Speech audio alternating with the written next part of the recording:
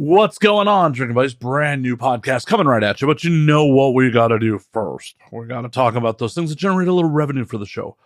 First and foremost, we are brought to you by the Patreon at patreon.com/MattSlayer. Do you want to support the show? The easiest way to do it is do it on Patreon. For as little as $3 a month, less than the cost of a beer, less than the cost of a nitro cold brew, you can support this show. You want to kick a little more money? You can get this audio ad-free. You can get the videos ad-free. You can get the videos uncensored and a week early. All on the Patreon. There's also some random musings from me, some of my photos. I just throw random stuff up there from time to time. So please, come support us on Patreon at patreon.com/MattSlayer. We are also brought to you by the merch store. So there's 2 merch stores now. I know it's convoluted as hell. There's anwd.net/merch, which is the old school merch store on Redbubble that has more of my art prints and the older school merch. And I'm happy to announce there is now a spread shop linked to the YouTube channel. And if you're listening or watching this on YouTube, it's in the bottom of this video. I'm going to be doing more of the Now We Drink merch on the spread shop, where the Redbubble stuff, I think I'm going to move more to just being my art stuff. I think that is going to be the move. But for right now, buy merch in either one. New designs coming up all the time. I actually just recently posted a new And Now We Drink hat and some new And Now We Drink shirts on the YouTube merch store. I actually ordered one of the hats myself and will be rocking it in the very near future, so you can see it live on my head on a future episode as soon as it shows up. So check those out today at anwd.net/merch and via the YouTube channel. Last, but certainly not least, the easiest ways to support this show. Twofold. Tell people about the show. Spread the word. Share social media posts. Just signal boost. The other, really super easy way to support the show is go to youtube.com/nowwedrink and subscribe to the YouTube channel. It takes like 30 seconds. And then you get notified when the video versions come out, and it feeds the algorithm. And we do enjoy feeding the algorithm around here. Enough of that, Drinking Buddies. Let's get on with the show. My guest this week, you know her, you love her. She's back for the second time in 6 months. Mistress Mia Darque. Me and I just get real silly. We talk about DomCon, which had just passed. Mia makes a bunch of bad drinking choices during this episode. We just have a good old time with it. You'll just have to hear it. So sit back, relax, pop a cold one, and enjoy, Drinking Buddies.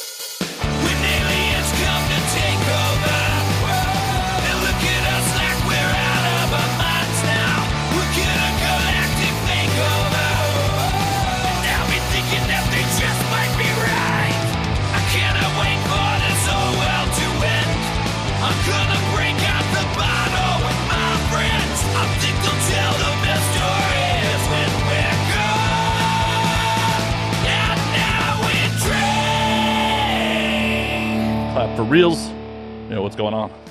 That was random. Like I heard it in this ear, and outside of my head, the clap. So it was like a layered slow kid clap for like 2 seconds. I think I just got called slow on my own show. No, like it was. I'm going to hell. Is this part of the recording?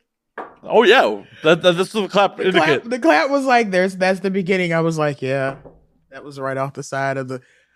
I can say this because I used to be a slow kid and I sometimes still feel like one.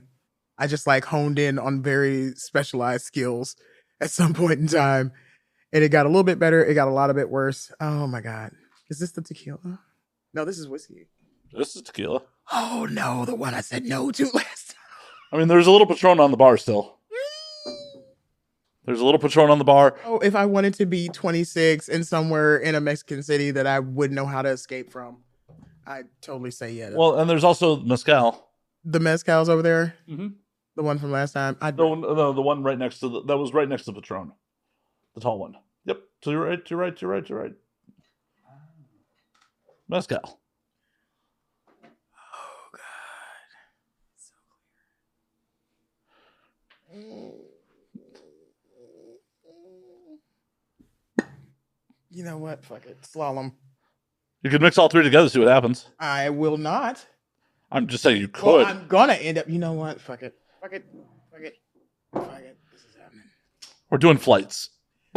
You know what? It would count as a flight if it was like, oh, we're doing a tasting of tequilas. Oh, that would make this fancier. They're flights, damn it. They're just flights in Now We Drink style. Fancy, square, supposed to be clear ice cube. Be my savior in things that I know I shouldn't have done because there is not a lick of. Perfectly sober. We're doing good. This is not a lick. Oh, I smoked a whole blunt to the face before we started this up. That's California sober. California sober. Okay. Everyone I know who's sober in California smokes weed and does mushrooms. Oh, so. I don't even like the way that just swirled in the bottom. You know when like boozes collide before they add whatever the mixer is, and you're like, oh, that seems like a lot more booze than I should have ordered at this bar. And I'm literally watching it melt my ice. Okay, we are making bad decisions. One more time. Welcome to Now We Drink, where we make bad decisions. This is going to come back to haunt me at all of the times. Jay, I'm not allowed to touch. You better not let me near a fucking Taco Bell, motherfucker. They deliver. Oh, it's so clear. And Jay is completely ignoring we just don't talk off mic part of it. No one can hear you. Jay, for the audio audience, Jay said that we're going to the HK Market, which will be quite closed. Oh, God. Is there salt somewhere? I gotta oh, yeah, there's definitely salt. Okay, can I have some salt? There is nice, thick, kosher salt in the top cabinet next to where the plates are. Please and thank you. I just smelled it. Smell this. To the left, Jay. To the left. Smell the whatever it is that I did. Ooh. That smells like paint thinner. Usually I'm like, oh yeah, tequila, let's go. But it like requires so many accoutrements. This is good salt. You know what? Remember that first theory where you were like, I'm gonna hold off on mine now. I drink. Just for what are these damn flavors? Who knows? It's in Japanese. It's in English. Is it? Yes. Shine Muscat is not it. Shine Muscadine. Okay, I'm Southern. You just don't know shit. Pineapple, still pineapple. Grapes and oranges are still fruits. Peaches is something I hope you had in your hand and your mouth. Lemons and strawberries. Oh, I don't think I've ever noticed there was English characters on that bag. Even if it didn't have it written, it has pictures. It has pictures. You might not know what a muscadine is, but oh my God, you fucking city folks be killing me. And yes, I just said, y'all city folks, pick a color. I don't give a fuck. A lemon still looks like a lemon. Anything on here just tastes like a lime. Nope. Pineapple's gonna be the fakest pineapple flavor ever. I don't know. It's from Japan. You never know. I went straight for the muscadine ones because my father used to make muscadine wine when I was a little girl, and I used to sneak that shit all the time.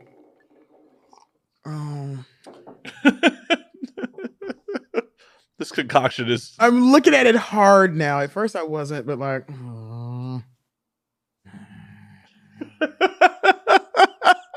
Not even gonna lie, the things I fucking do for publicity, like this is the real whoring right here. Like I'm not even gonna lie to you. Wow. It is. Jesus. You really think you're getting this back? I will sit here and eat this whole fucking jar. And it will go through me so much better than that shot just did. I have a taco.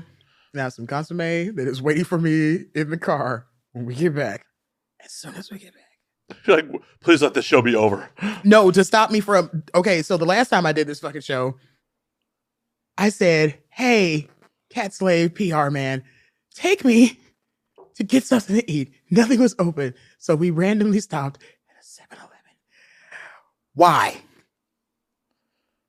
Got rules around this motherfucker. It used to just be like, fast food is a no. Absolute no. Taco Bell. Anything Taco Bell after 12 o'clock, you can just go ahead, shut my motherfucking mouth. I have too many internal issues for that shit.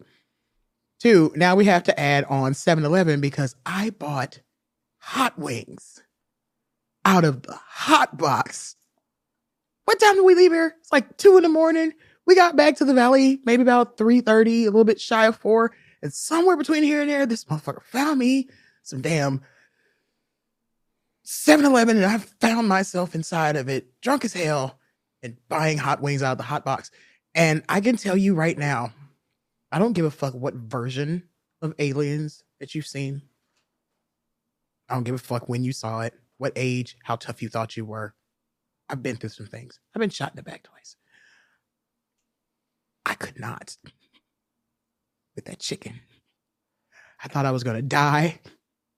And I still had to go pick up furniture with people the next day as we were clearing out stuff for Sanctuary to move into the new space.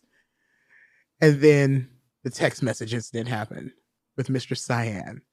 Like, I hit all the bullet points. I'm very proud of myself.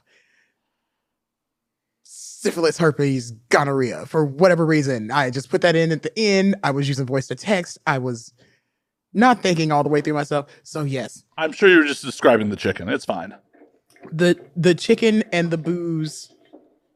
And oh God, this. Just drink more of that. It'll be better. Wow, I feel like I'm about to get a free session out of you.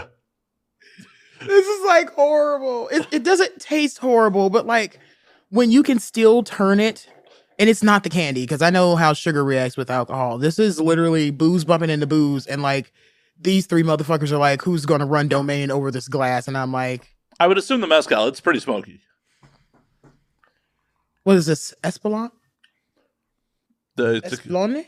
Yeah, something like that. I'm sorry, anyone who speaks Spanish. I am pronouncing your language horribly. If I'm not singing it, I have no clue. But yeah, it has dead people riding horses, shooting guns. Oh, no. They're riding chickens. Riding chickens.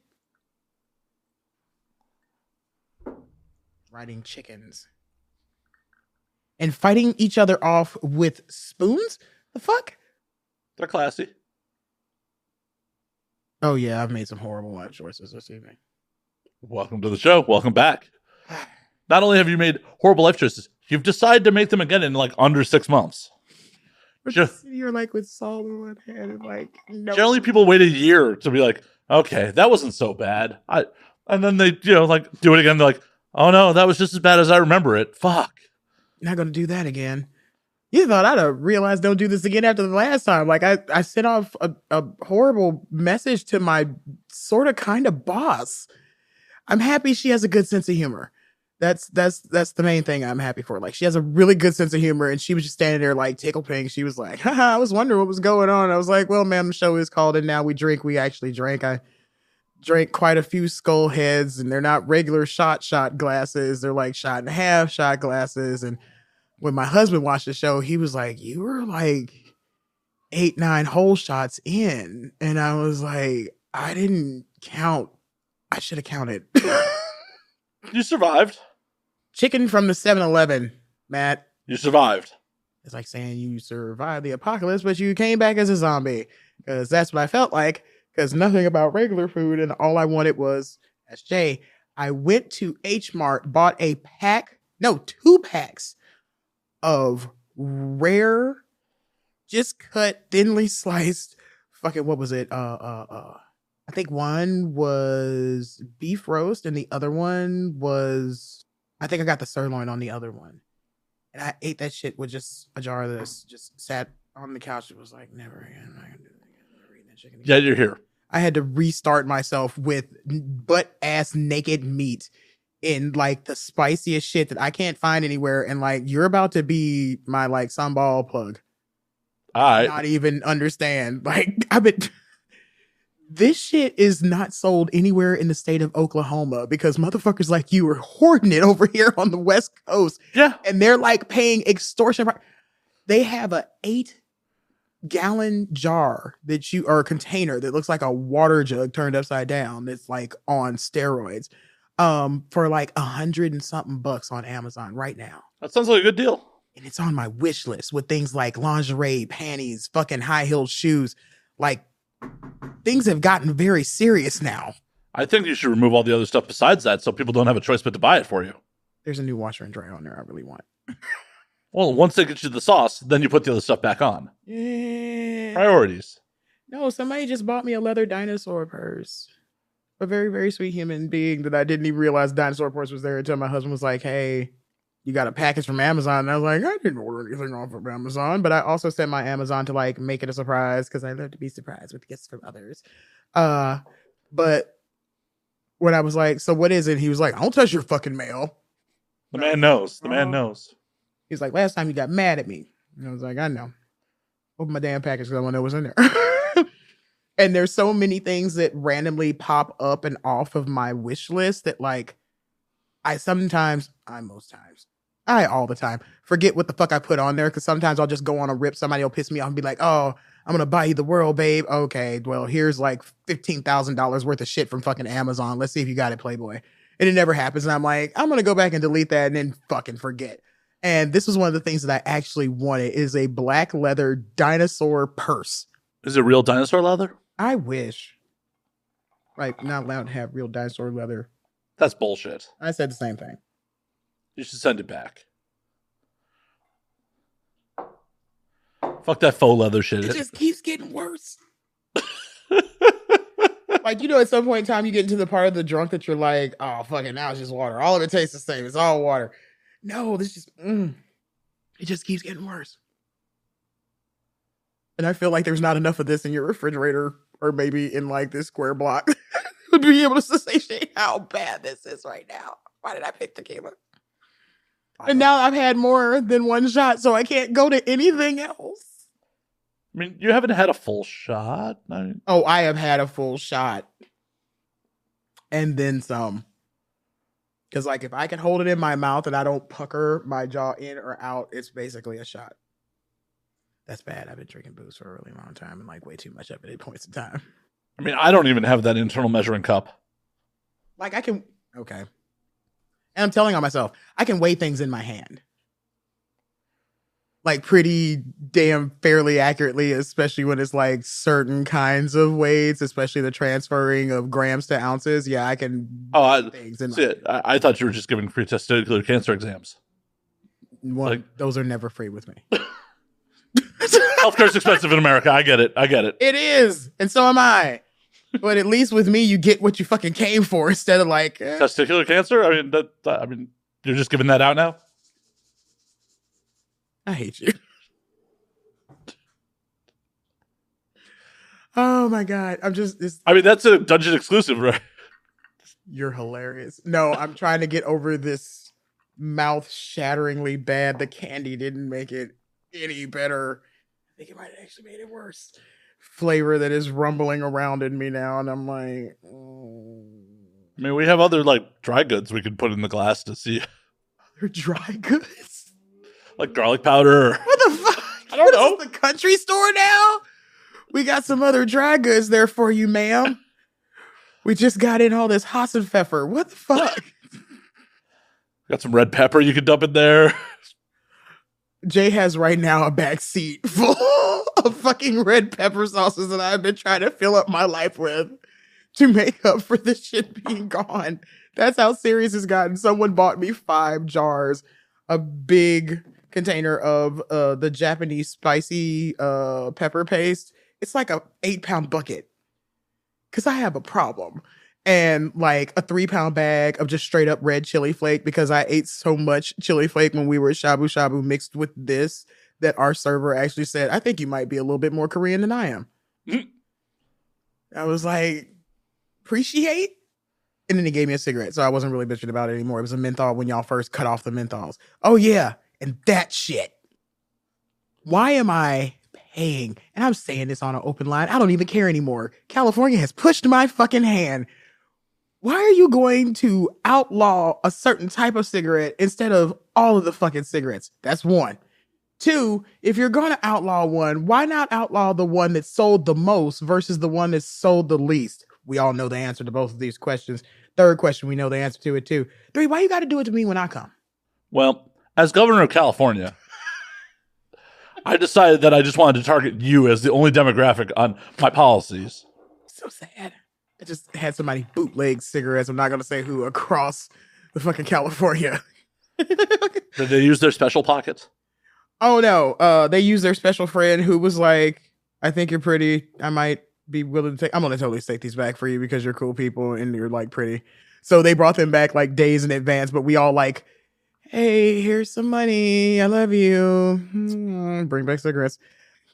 It's like that gas station on the California-Nevada border where you can buy lottery tickets for Nevada, and now you can buy menthols for California. Like, it's just got to be the weirdest illegal trade. Like, just like we'll trade you cigarettes for lottery tickets. Literally, that place has a lottery store in the same parking lot, but you physically walk across to the California border. I was like, I forgot what the place is. It's right before you get to the alien jerky place, like when you actually get into Nevada. And that shit tripped me out. I was like, so all you had to do was like drive 15 minutes. I didn't realize there was one right at the state line, but all you do is drive like 15 minutes past like getting into the state and like I can have cigarettes again. Like suddenly it just becomes legal all of a sudden.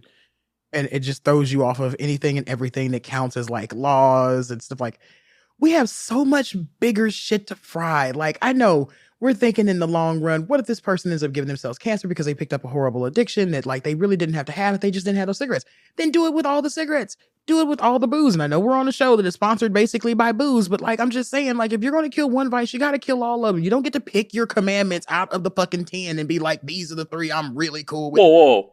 None of those are in the 10 Commandments. There's no, I shall not drink, I shall not smoke in the 10 Commandments. Hell, as long as it's not your neighbor's wife, there's no, I shall not fuck. So if they're 3 houses down, they're fair game. That's no longer my neighbor. I don't know that motherfucker. We ain't going to consider it like the neighborhood. No. Mr. Rogers? No, it's literally... Won't you be his neighbor? The 2 doors on either side of me and maybe the person across the street. Depending on how hot she is. And I'm not committing a sin if she's really hot and, you know, she's no longer my neighbor or my neighbor's wife. If she's just my neighbor, it's actually probably pretty cool. Okay. Life choices is why. Like 2 more shots before this is palatable. Better do them quick then. Maybe drop the chili sauce right in the drink. You know what? You don't make fun of my addictions. I won't make fun of your show. I mean, make fun of my show. It'll survive. Okay. We make fun of everything around here. Oh my God. I just had to get that back to the back of my throat and everything go down in one slalom. Like, that is not the first time that's been said on this show. I'm fairly sure it's not. I am absolutely sure it's not.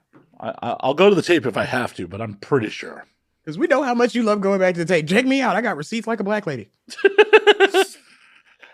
You know, I believe in the chain of custody. Because a very important life lesson was instilled in me a long time ago.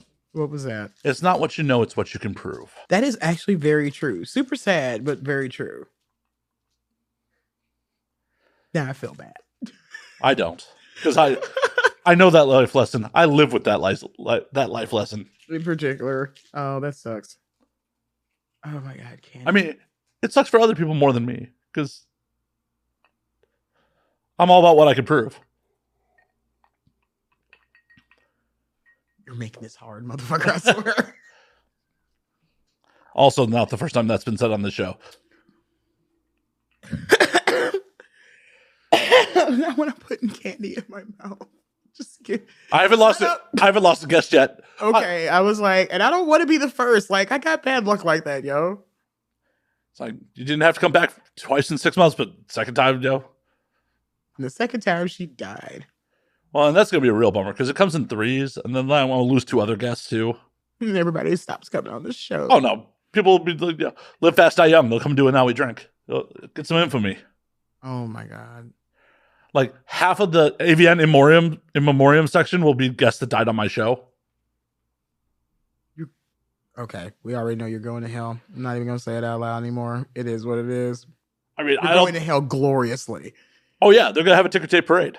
Like, ticker tape parade. It's going to be like girl on fire, dress cape combo, dilly, force on fire, everything on fire, chariot on fire. Fuck it. I cut you off.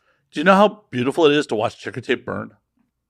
No, I don't. I mean, I don't know firsthand, but I'm expecting it when I get to hell. I'm trying to make my phone not make noises, which I thought I already did. I'm sorry. Twice in 6 months and just leaving the phone on. No, seriously, I turned this thing off. See? Stupid motherfucker. That also has been said about me on the show before too. We're just playing all the hits. Oh my God, and I just thought about it. No, I didn't cut the phone off. I cut it back on so I could hear a notification from a boy who's trying to get me to sit on him. I see the priorities. I still missed the fucking notification and left the phone on. So, boom, that's what we call a twofer. The priorities. Like, I know priorities. My priorities are like breathing, eating, sleeping well, maybe fucking. It would be polite. I could like turn somebody up and or out. Like I've gotten this. Oh man, I feel like my 44 is gonna be like cougar season for me. Like these 20-something-year-old dudes is like hitting up my profiles hard, and I'm like, no, what am I gonna do with you? You're like nephew age. I have a nephew your age. Like, oh no, that's no. I mean, their penis works. I'm pretty sure at that age they don't need the blue pill. No, see, that's the whole thing. The boys who follow me ain't following to dick me. They following me to dick them down. Well, that's a bummer. Yeah, no, it's really not. But like, I just went to the Meg Thee Stallion concert during Pride, and like, I'm kind of feeling myself. Like, is this going to be my official first real hot old girl summer, hot golden girl summer? I don't give a fuck. Like, it's gotten random. My husband was like, I feel like you're about to go in the heat while you're out there. You've never stayed out there quite so far into June. I was like, I was here until almost this time last year, but like, I literally left out like 2 days after Pride was over, and it was only 1 day instead of 2 days like this year. And I think that it's kind of made my pheromones go sideways because it's been like hot chicks in my lap, and he absolutely hates that shit. He's not a cuck or anything, but like the fact that like hot girls like his older than him wife kind of like makes him happy and turns him on. So, and I don't know, even if it didn't, it like absolutely makes me amazingly happy and turns me on. Well, if it makes you feeling better, you still got a little while before you really reach the Golden Girls age. They were all in their 50s when the show's, Yeah, so like I'd like to have my first hot girl summer before I'm like B. Arthur age, so that'd be nice. But if it ends up being this year, because like I'm throwing a Cougars party here in LA in November over at Sanctuary. New and improved Sanctuary 2.3.0. I don't know. We're on a revision level. They did a patch. But yeah, I'm doing a Cougars and Cubs meetup to see how LA might like my style of what it is that I do. And do I get an invite to this one? You are not a Cub. How old are you, Matt? How old do you think I am? Definitely not under 30. Ouch. Am I wrong, though? No. Then shut the fuck up. Or do you like, ouch? There's nothing wrong with being older and sophisticated, bitch. That's what the fuck I'm living in now, and I am way older than you. I am not sophisticated. I know, but like you could be if you tried, and you might make it by the time you get like to my age. How old do you think I am? I don't know. I was thinking like 35, 36. I'll take it. I'll take it. Because you like, for me, like I found that as of late, a lot of, I don't know if it's in the water, in the air, you smoking too much weed, whatever the fuck, you just got a stressful life. But like guys in their like late 20s are starting to go gray. Gray is no longer for like, you know, your dad and granddad and them. Like gray will hit your ass at like, my husband literally started getting like gray peppered in just a little bit and like hairs that were turning gray by the time he was like 29, 30. So like seeing somebody who got like face full of gray no longer means like, or like a little bit of gray no longer means like it's just for men time. Well, no. I mean, how am I supposed to pull 20-something-year-olds? Yeah, seriously, because hot chicks ain't trying to date dudes their age. They know they ain't got no fucking money. I'm going on the chance that you might not have blown it all on your last ex-wife and like might be some left over for me kind of physics. They're wrong. They're completely wrong. But like, hey, I didn't tell you to make the assumption, bitch. Like, that's on you. Right? Don't make assumptions. It's bad for you. Exactly.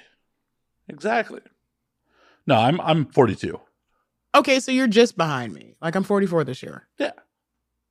I'm enjoying my 44. Like, I had this trip has been a trip.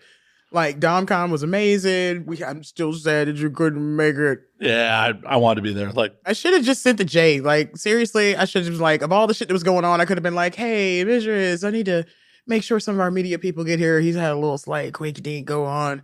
So we need to get him on over and this will be fun and had some actual fun. I'm fairly sure you could have used some fun. And I definitely could have used some fun, but instead I sat in front of my computer all weekend, so. That's not fun. No, but I made money. At least it was making money in front of my computer. Yeah. And no fluids were spilled on cam. Don't worry. Congratulations. You. Ew. Ouch. You're saying if I decided to start webcamming, that's ew? Ouch. That's ouch. I'm just telling you right now, for me, it's ew and slightly cringe. One, you're my friend and I don't look at you like that. If I wanted to see your genitals, I'd have been and asked for them. Real deal Holyfield, not even gonna score this with a number 2. Just ew. Like, it's not me being rude. Like, you're not my particular cup of tea. I'm fairly sure you're some Tom of Finland's, like, sportscaster nightmare dream driven into one person jacking off in front of a fucking lonely laptop. But, like, just not my cup of tea. And I love dudes in really up close, up personal POVs. Like, I need you to bend all the way over, spread both of the butt cheeks, like, jerk it from behind on yourself, kind of. Like, you need to earn this $14.99 for my subscription this month, motherfucker. I'm just saying. Don't worry. If I were to do it, which I'm not, if I were to do it, it'd be in front of a green screen. And I would be floating through space or through the clouds. And I'm going to make it weird. I'm just going to say this. The one time Philip DeFranco, one of my favorite YouTubers, said, like, hey, times get hard. They keep demonetizing my shit here on YouTube. I'm just going to go to OnlyFans. And somebody started a fucking campaign for, yeah, we want to see naked Philly D like, weight loss. We don't give a fuck.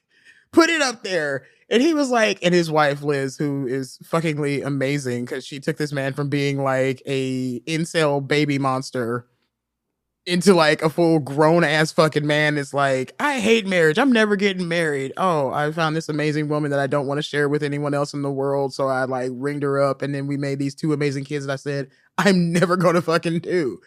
So, like, he's grown a whole lot, but she digs into him whenever given the open opportunity, especially when they have back and forth conversations on Twitter. And she was like, so how many is it going to take to get you to go ahead and do that? And he was like, 100,000 retweets. So when they busted through there with like damn near 150, pushing into the 160,000, so he was like, okay, I can't do OnlyFans and I'm not going to be on cam.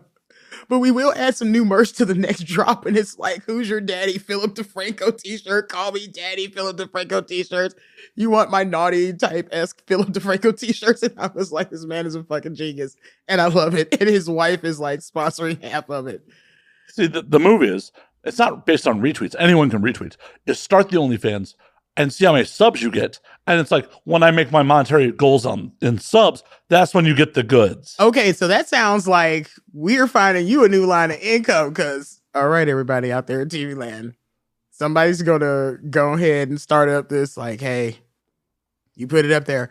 Man, did you see the chick who was like, anything will sell on OnlyFans? And this one woman was like, no, you can't sell anything on OnlyFans. So like, she was like, you really can. So she was like, all right, can I sell my Victorian ankles on OnlyFans? She had to shut it down. It had so many fucking subs. Why would you shut it down? Why? It's the same thing I was thinking. I was like, she was like, I did it for a week and it was scary how many people were like, and it was just her in traditional, like turn of the century, postmodern Victorian ankle shoes, like the Mary Poppins joints, like 50 buttons down the fucking side. Like, I gotta go through some work. This is worse than a bra just to see your fucking ankles, bitch. And like, it's sold like hotcakes. Nothing risque. No actual, I don't believe, bare naked feet. So technically not really fetishy other than those who have like a high protocol kind of shoe fetish. But like, it was all just her. No pantyhose, no stockings, no none of the things you think make feet pictures or something of that nature frisky. And I was like, motherfucker, you can sell anything on OnlyFans if you sell it properly. So I was like, chunkysouls.com. I don't know for myself. I got some ugly feet. No one's buying. Totally a fetish.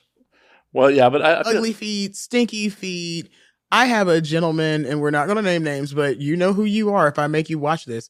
That is very much into, before he has sessions with me, he will tell myself, and when we have FD events where it's multiple ladies, like 5 or more ladies, do not get pedicures. And he pays extra. Like, that means I have to see everybody else at the fucking party other than you with busted fucking feet. Or I have to keep my shoes on all night. And one time he was like, little fish, which is a really nice way of saying gets underneath a glass top table at the very expensive hotel that we used to rent for their presidential suite, and like nibble the whatever the hell is off the bottom of your fucking feet of everyone that's at the fucking table, like those little fish when you go to like the really fancy spas. Yeah. Yeah. Your whole face looked like it caught a like buffering. Hey, I'm not here to kink shame, but like I'm not here saying far be it from me to yuck anybody's yum, but like I'm just saying, I feel like people that are into ugly feet are not into ugly dudes' feet. Yes, they are. Well, okay, because you're automatically thinking like something straight. You have to understand, there's more than straight people. Oh yeah, no. Straight people don't usually spend their hard-earned money on porn. They usually spend it on their kids. So gross. Yeah, because that's what being straight will get you, like fucking parasites. Human larvae that one day that's why I got of you, and then that's why I got a vasectomy. Nope. He was like, "Not this fella. Nope. Not today. You're not gonna catch me, gingerbread man." And if anyone ever comes at me for child support, be like, "That shit's on YouTube. I have proof." Oh my god! You didn't know my vasectomy's on YouTube? Did you post your vasectomy? Oh my god! Could your vasectomy been the vasectomy that I showed my husband? And I was like, "You need to get this done," because pumping myself full of like horse, whatever the fuck. I mean, you would know it was me because I'm on camera talking to the camera through the whole procedure. It's not a close-up of my genitals. It is me talking to the camera during the procedure. Doctor was not down to... Not that I was going to film my genitals. I'm like, I've been in this industry for over a decade. I've managed to keep my dick off film. I wasn't going to start there. Congratulations. I think. I think so, too. I mean, it was a choice. It's a conscious choice at this point. When I first got in, it might not have been a conscious choice. It was like, those were the studio-only days. So it was just like, nah, I don't have the goods to be studio male town. In this day and age, it is a conscious choice. How sad is that? That I choose not to have my dick on the internet? No, like that it has to be a conscious choice for your dick not to end up on the internet. Like you have to like rage quit against the machine just to make sure that it doesn't happen on purpose or by accident. Well, it potentially could happen by accident, but that would be a friend of mine, doing something heinous. I had a friend. Really a friend, isn't it? Well, it's a friend / client. I dumped a whole SD card of a photo shoot I gave to somebody, and like, unfortunately, I'd also made use of the suite to like take some pictures of myself in their jacuzzi bathtub in Vegas, and like, I dumped the whole card and just dropped it, and like, oh, she texted me like, "Is that your dick?" I'm like, "I guess it is." Like, oops.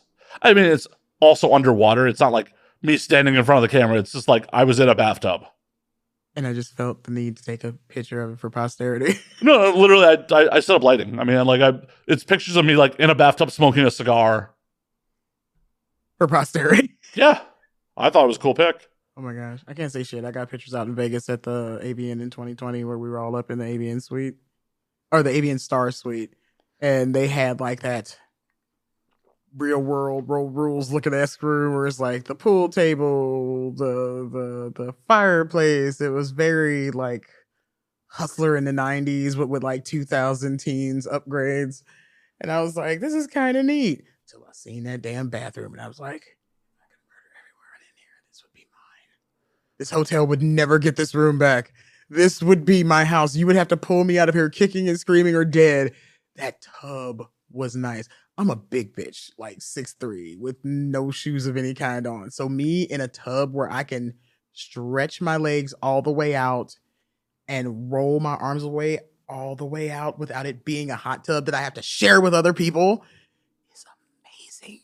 Have you ever been inside the Hefner suite at the Palms? No, I have not, but I have heard so many people talk about it. Like, I was like, the only way you get to see that shit is if you're doing fucking porn. Like, for real. Because nobody's coughing up that kind of money unless they think they're going to make some money off of the fucking room. Like, we're spending this much. Something's getting shot in this sumbitch this weekend. Well, I was there. God, it's got to be like 2013. It's got to be 10 years ago. I was there for the club owner's after party during EDI. See, that's what I'm saying. Like, some naked person peddler party, and it's usually a dude. Yeah, I was security for one of the VIP performers, and it's just like, this is amazing. This is amazing. We had to bail the party at some point because, like it started getting a little sketchy. But a bunch of strip club owners and all under one roof getting sketchy? Never. Who'd have thunk? Who'd have thunk? But that suite was fucking insane. Like, it is just set up for group sex. Like, the tub is legitimately for 9 people. It's just the bathtub. The shower is set up for multiple fucking people. The whole suite is just set up for group sex. It is insane. Fuck suite. Yeah.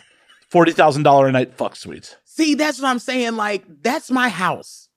That's my house with everything that I've already paid on it. Like, the whole kit and caboodle. So I'm like, the fuck? This is just busted out for one fucking night. Either you wanted one actual night of Sodom and Gomorrah. Like, this is fucking happening. Or you were just like, I feel like being really nice in this hotel and coughing up a couple $1,000 so they can just, put that towards the, I don't know, next time we have a deal out in this motherfucker. Something like that. But like, god damn, that is a lot of money. Yeah, 40,000. Like, I sound like Chris Rock, but like, for real, that is a lot of fucking money. And to be like, we're just going to use this for a party. Well, I mean, you figure... It's going to be one badass party. Fucking better be. Because that's like just the price of the hotel room, right? That's before you add on like food and... Oh, there was no food there. There was no food. There's booze, but there was no food. I'm going to guess it got sketchy because of the other things that showed up there. Oh, yeah. Oh, yeah. Oh, no. You don't need food. What the little boy say on the rap song? Bitch only eats cocaine Whole Foods. Well, at one point, like, the performer I was with was like, there are definitely, people banging full service workers in the middle of this party. We got to go. I do not blame them. Not one bit. Like, okay, let's balance. But yeah, it was an interesting night. It was a very interesting night. I missed my flight to Atlanta in the morning. Interesting. That is absolutely a way of saying it. Oh my God. I feel like we're just going to stick with this Patron because this is the thing that I said, it's no.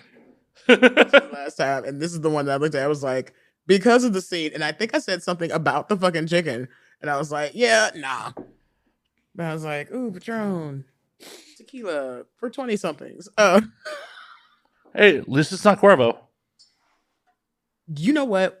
That should be their marketing. People downplay Cuervo so hard. And I can tell you right now, 1800 I really like. And I've kind of gotten okay with Casamigos. Like, it's one of those, like, if you have it with a really good mixer, it's tasty. But by itself, to me, it's kind of like the first time somebody's like, here, have a shot of this. And I used to really love vodka back in the day. And Ciroc is what made me stop drinking fucking vodka. Because that shit tastes like assholes. And I know what assholes taste like. You don't even have to ask me why, because I've eaten a bunch of them. And it tastes like assholes for assholes, made by assholes, from 100% naturally collected assholes. It has this very distinct chitlins taste to it. And I don't know why. Do you think Diddy's asshole tastes like Ciroc? I don't know, but apparently everybody has seen his asshole or some part of him semi-naked in some fucking video. My little cousins back in Mississippi was like, oh my God, he's up here like dancing on a table like somebody's granddad drunk at a party. I was like, what the fuck are y'all talking about? I was like, didn't the city girl get pissed on by him or something like that? She was like, oh my God, cousin Mia, you're so old. Oh, you know what? I do not live in your world. Do not be mad at me because I don't live in your world. I'm not up to your standards. I understand, but you don't hear me asking you, I don't know, Norman Rockwell questions from before my ass was born. But it's stuff that I know, but you don't know. Yeah. Angry little bitches. But they live on TMZ and Instagram for the most part. And they are always asking me questions because, like, I come out to LA a lot and they're like, oh, well, this time they kind of got me because I did go to the Meg Thee Stallion because they're like, oh my God, it's Meg Thee Stallion. She's so great. Was Beyonce there? Do you really think? I know the LA Pride is the shit. And these are some amazing people. It's fucking Beyonce. Like, countries can't get this heifer to show the fuck up. Like, we pooled our money as a collective state of people and we still couldn't afford Beyonce. So no, baby. Beyonce did not come and do Savage Remix with Meg Thee Stallion. This is not like when Christina Aguilera showed up and then Paris Hilton showed up and then Maya showed up. That was affordable. Beyonce is outside of that particular ticket. I wish one day she would. Apparently, I also missed Queen Latifah during Mariah Carey. That's a bummer. Yeah, I wasn't 100% trying to go see Mariah Carey. I was there for more of the Meg Thee Stallion show, but you could hear her through the entire fucking park. Like, you could hear how amazing it was. I know I went out there for a second to try to post up, and like, it was not happening, even with a fucking VIP bracelet, even with the, hey, I'm working this event bracelet, even with the, hey, y'all are getting me nibbles bracelet. They didn't give two fucks. If you didn't have that motherfucker that tapped and probably was wearing a scarf, which I seen almost all of the people I seen that got to the back behind where you could see Mariah going by on like a golf cart kind of deal, we're wearing scarves, just like very festive scarves. It was like a Jeff Bezos outing kind of deal on a yacht kind of thing. Gross. Yeah. But the event itself was amazing. Erotic City was so much fun this year. I whipped a bear and then got called a fucking groomer on it on Twitter. What? Okay, I know it's Erotic City, not that kind of bear. There is I was more the one on the groomer part. Yeah, it started out with a picture that was taken by someone and they sent me copies of it and I was like, "Oh yeah, I got pictures." There is a group called Two Thieves and they make underwear and they donate some of their proceeds to the Trevor Project, which is really something that's close to my heart. And they were like, "Hey, we're trying to get promo stuff. Would you mind whipping this bear?" And I was like, we're talking about dude take off this suit and he is wearing a pair of the underwear, which I thought was very festive. And he was like, "No, in the suit." And I was like, "You okay with that in the suit?" And he was like, "Oh yeah," just totally being a guy inside of a bear costume, sweating his ass off, and it started getting warm. At first we got there, it was kind of cool. The sun came back out and it got a little warmed up, and you could tell that like he was moist when he got off of there. But I had him on the top bottom strider and got about 4 or 5 good licks off. I posted one of the pictures to a friend of mine over in Hawaii, and the next thing you know, this crazy right-wing lady who apparently has no problem selling herself to teenage boys that are straight and old dudes 50 plus who are also maybe straight but digger content, that I'm being a groomer because, you know, we were doing that in front of kids. Folks, out there in the real world, Erotic City is the 18 and over only. We have big, gigantic security guards. You cannot bring your babies here. You cannot bring your teenagers. You cannot bring your children. They have blackout curtains all the way around the fence. They have a hill between us, like you would have to walk up the hill and climb through some pointy ass bushes and small palm trees and probably tiny lizards, because we saw a bunch of lizards when we first got there to load in, to be able to even try to look into the fence. And you're going to be blinded by like all these lights that were put up and like strobing everywhere because we are an Erotic City. We all know children can't climb hills. We all know when they get lost, like where are your parents is the better part of this equation. Not so much how did you get in here or why are you here? Where are the people that are supposed to be keeping you right now? Kind of seemed like a them problem. And we did not have any of those problems because there were never any children there. This one was just making a mountain out of a molehill. And I went back on the Twitter and I was like, "Hey, original poster here. Just stopping by to say basically what I just told you." And the fact that we had more non-LGBTQ people coming through there than they had ever had there, I think, in a good long while of having the event. Like, we had good performers, we had good demos, our tent was bumping, it was packed damn near the entire time we were there. Like, we had performances, we did myself and a gentleman by the name of Jabberjaw, who is with Sanctuary, who does a lot of our electrical and lighting and sound and music and stuff. When we have performances and parties and DomCon and all that good crap, myself and himself raced because I have been wanting to know. Remember I told you about Frank, the Sibian that I renamed? Yep. Yeah. We had the races of the Sibian versus the Motor Bunny for like who was truly dominant. Who won? I can't say. Can't say. I can't say. Why not? Because I'm not gonna. Oh. Can't get the exclusive? No, you can't get the exclusive. Let's just say it was fun had by all. The real winners were the ladies. Because for one lady, it was like 7 minutes of riding that motherfucker. And for the other lady, it was like 17. And between the two ladies, we got well past the 30 mark of like, how many times did you make the O around the lap? So everyone gets to have fun, but Matt, I don't get to have fun. Matt need to grow some titties and hop on top of Sibby, and Matt probably have way more fun. Don't even have to grow them. We could just go buy you a pair. We are really close to Hollywood, so like we are in Hollywood. Yes. Yeah, I'm one of the parts where I can go get me some titties for you. I mean, we could buy me some titties, but I mean, like just walk in and buy them. Like that's a little bit up the road. Yeah, true. That's the part I was talking about. Oh, I thought we were talking about buying me permanent ones. Well, we can get you those too, but I don't know how long you feel like being attached to them. I'm not paying you like no haha joke money. Like, dude, it was like I wore these breast implants for 10 years because my friend told me he'd pay me $10,000 a year for every year I wore them. Then he started doing stuff like people's logos on his chest and shit. He was like, I'm gonna turn this into like a empire. I mean, if you've already gone that far, you might as well. Like this, until he took his shirt off and was wearing a sports bra with binding on it, I never would have known. He just looked like a chunky guy to me. Like he had a little bit of a beer belly, like a little flabby up top. And I was like, didn't imagine that was like a set of fucking C cups though. That was a lot when you see him like outside the t-shirt. I was like, ooh, you did that. I'd be wearing these motherfuckers and putting the kid through fucking college too. Yeah, I mean the tits I've already grown, I think are good enough for me. I don't think I'm gonna try to upgrade. Oh. Speaking of DomCon, how was it? Oh, it was so much fun. Just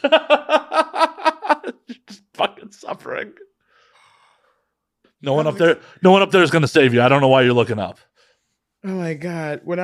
I'm thinking in my mind's eye, like when I was a kid, I wanted to breathe fire. This is not what I was talking about. Even the salt won't take it away. Like Patron is one of them kind of boozes that you're told your entire growing up into drinking life. They're like, oh, Patron. All these songs about Patron. And you finally get some Patron and you're like, now I see why people are willing to pay for 1800. Do you think 1800 is better than Patron? It is better than Patron. If you're going to go on that lesser of two evils, and we're not talking about like top shelf, that shit that comes in the blue and white porcelain bottle. Yeah, way better. But I've had the stuff in the blue and white bottle. I forgot what it's called, but like it was smooth, but it wasn't like, oh, my loins kind of taste in my mouth. Like I didn't feel like I had like touched the hem of his garment or anything after I had the shot. The dude who bought it for me down in South Beach was like thoroughly unimpressed that I wasn't impressed by his damn near $75 fucking shot that he bought for me. $75 for a shot? Man, come to whiskey levels. $75 for a shot. I am not a whiskey person. My dad was like a whiskey guy. I wasn't a whiskey guy. I'm just saying, at price point, if $75 a shot is impressive, that ain't shit in whiskey land. But for me, Whiskeyland wouldn't be worth the $75 shot in my mouth. It's the whole thing of, if it doesn't satisfy me, it doesn't matter how expensive it is. That's like somebody with a humongous dick dicking me down. If you ain't making me come, motherfucker, you just got a big ass fucking dick, and we here taking up time, space, and effort that can be taken up by a dude with a little dick, but hella fucking mouth game. I agree, but it's the dude was trying to show off, and it's unimpressive to me to be like, oh, I'm showing off with a $75 shot. The what was it? I cannot remember which booze it was, but it's like a major label booze that had the XO line that like the Jack Daniels. Was it Jack Daniels? Oh, it had the fucking Hennessy's XO. Oh, okay. All I know is that it was some kind of whiskey that the place had burnt down. The casks had been burnt. The Angel's cut had been like evaporated off super fucking fast. So it gave the booze a way supposedly smokier, earthier, more deep, all the things we want you to think of, like when you think of mushrooms and Whole Foods, so that you so that you would want to buy this product. And I was like, okay. Now, the bar that we went to was a place called Census in Memphis, Tennessee. Used to be out on Poplar. And they used to have it inside of a plexiglass lockbox with a padlock on it. And it was like, oh, this is super expensive booze. So expensive. So, of course, some man who I don't know how, but recognized me by my feet in a nightclub in the dark, semi-dark. he recognized my shoes and my feet in the shoes because I just happened to, when I have done that last photo set for that pair of shoes, because someone else bought those shoes for me to take pictures in specifically and do a stuck video in for a pedal pumping website that I used to work for back in the day. And he was like, oh my God, Mistress Mia, when there was no dark. He was like, oh my God, I love your videos. I love your stuck videos. I've been buying your videos. Like, when I say buying my videos, we are still talking about actual physical content. It was a DVD and or the beginnings of flash drives that were sent through the mail. Like, you want your custom made, here's your custom and all the things you wanted me to say to you, Danny boy, that kind of shit. And he was like, I've bought from your catalog a lot and like I absolutely love everything. So he's like, please let me buy you a drink. And I'm like, okay. My boyfriend was a bar back there, so I knew I wasn't gonna get slipped or anything, so I was good with it. He got me the drink and he was like, oh, did you like that? Oh, do you like bourbon? Expensive whiskey. I'm sorry, fancy whiskey. And Bourbon's not necessarily fancy. It depends on who makes it and who's selling it. I mean, this is bourbon. What is that? Elijah Craig. The house wine of it now we drink these days. The house wine / bourbon and cup breaker. Fucking now we drink. Fine, it's fine. You're going to find out how he died. Tiny chips of glass going through his system and already saturated in alcohol. He eviscerated himself from the inside out. I mean, that's what the old woman said it was going to happen to me, so. Oh my God. Is that what the shaman told you, but you were arrogant? Yeah, I traveled all the way to South America to find that out. Oh my God. God. That could have been an email. This is why we can't have that shit. Well, yeah, it's going to end up inside me cutting me. I'm just trying to eat this candy to get this taste of Patron. I will be happy when this bottle is gone. Jesus. How much time we got left? Because this thing needs 6 hours. Oh. Didn't Jay tell you this is a marathon episode?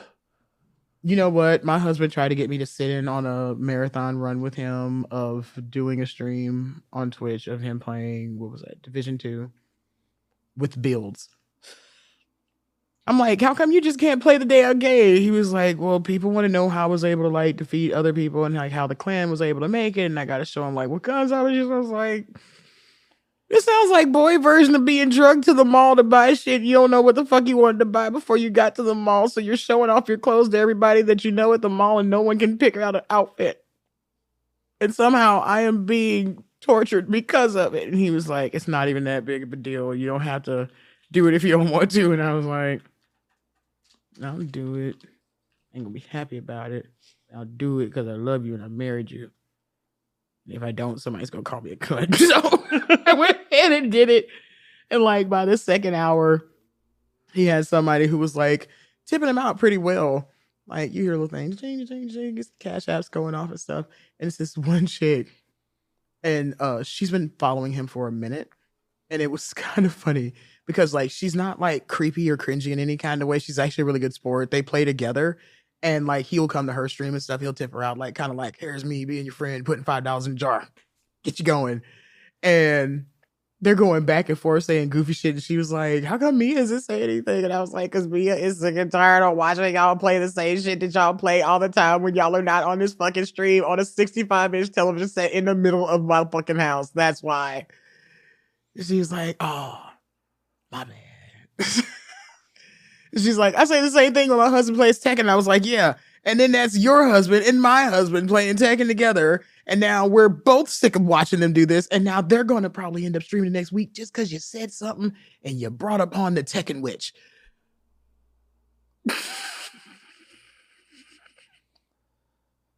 I can't. I really, really can't. It's okay. We only have 7 hours to go. Oh my God. The never-ending streams, the stuff like I've been seeing more and more people who genuinely don't need to be on the internet anymore for like short or long durations of time, and I'm kind of full on it. Why do you have that look on your face? Because I have something to say about this. Mm. I've come to the conclusion that, yes, the internet gave everyone a voice. But a lot of dumb motherfuckers don't seem to realize that not all voices are created equal. Okay. I will give you that one. I will absolutely give you that one because it is absolutely the truth. Like somebody struggle with like mental health and having a home and things of that nature is not the same as like how you feel that you got shorted on your Coachella tickets when they only had X amount of like Cabana VIPs versus like the fact that you paid like an extra 30. This is a real story. Extra $3,500 to like pay to have like shuttle services to and from for you and 9 people that you know but really don't know like that, and you feel how you got shorted because one of the friends like fell sort of kind of into a porta potty and threw up on themselves, and y'all didn't want to have them on the bus with you because you didn't want to smell that smell, and now you're mad because they won't give you your money back, and your friend is like trying to charge you through their apps for paying for them to get away from Coachella this year. I was like, you know what? Officially first world problems. And I shan't have anything to do with it. Take me back to Oklahoma. Let me die out on my open range. It is nowhere near as strange. I can't.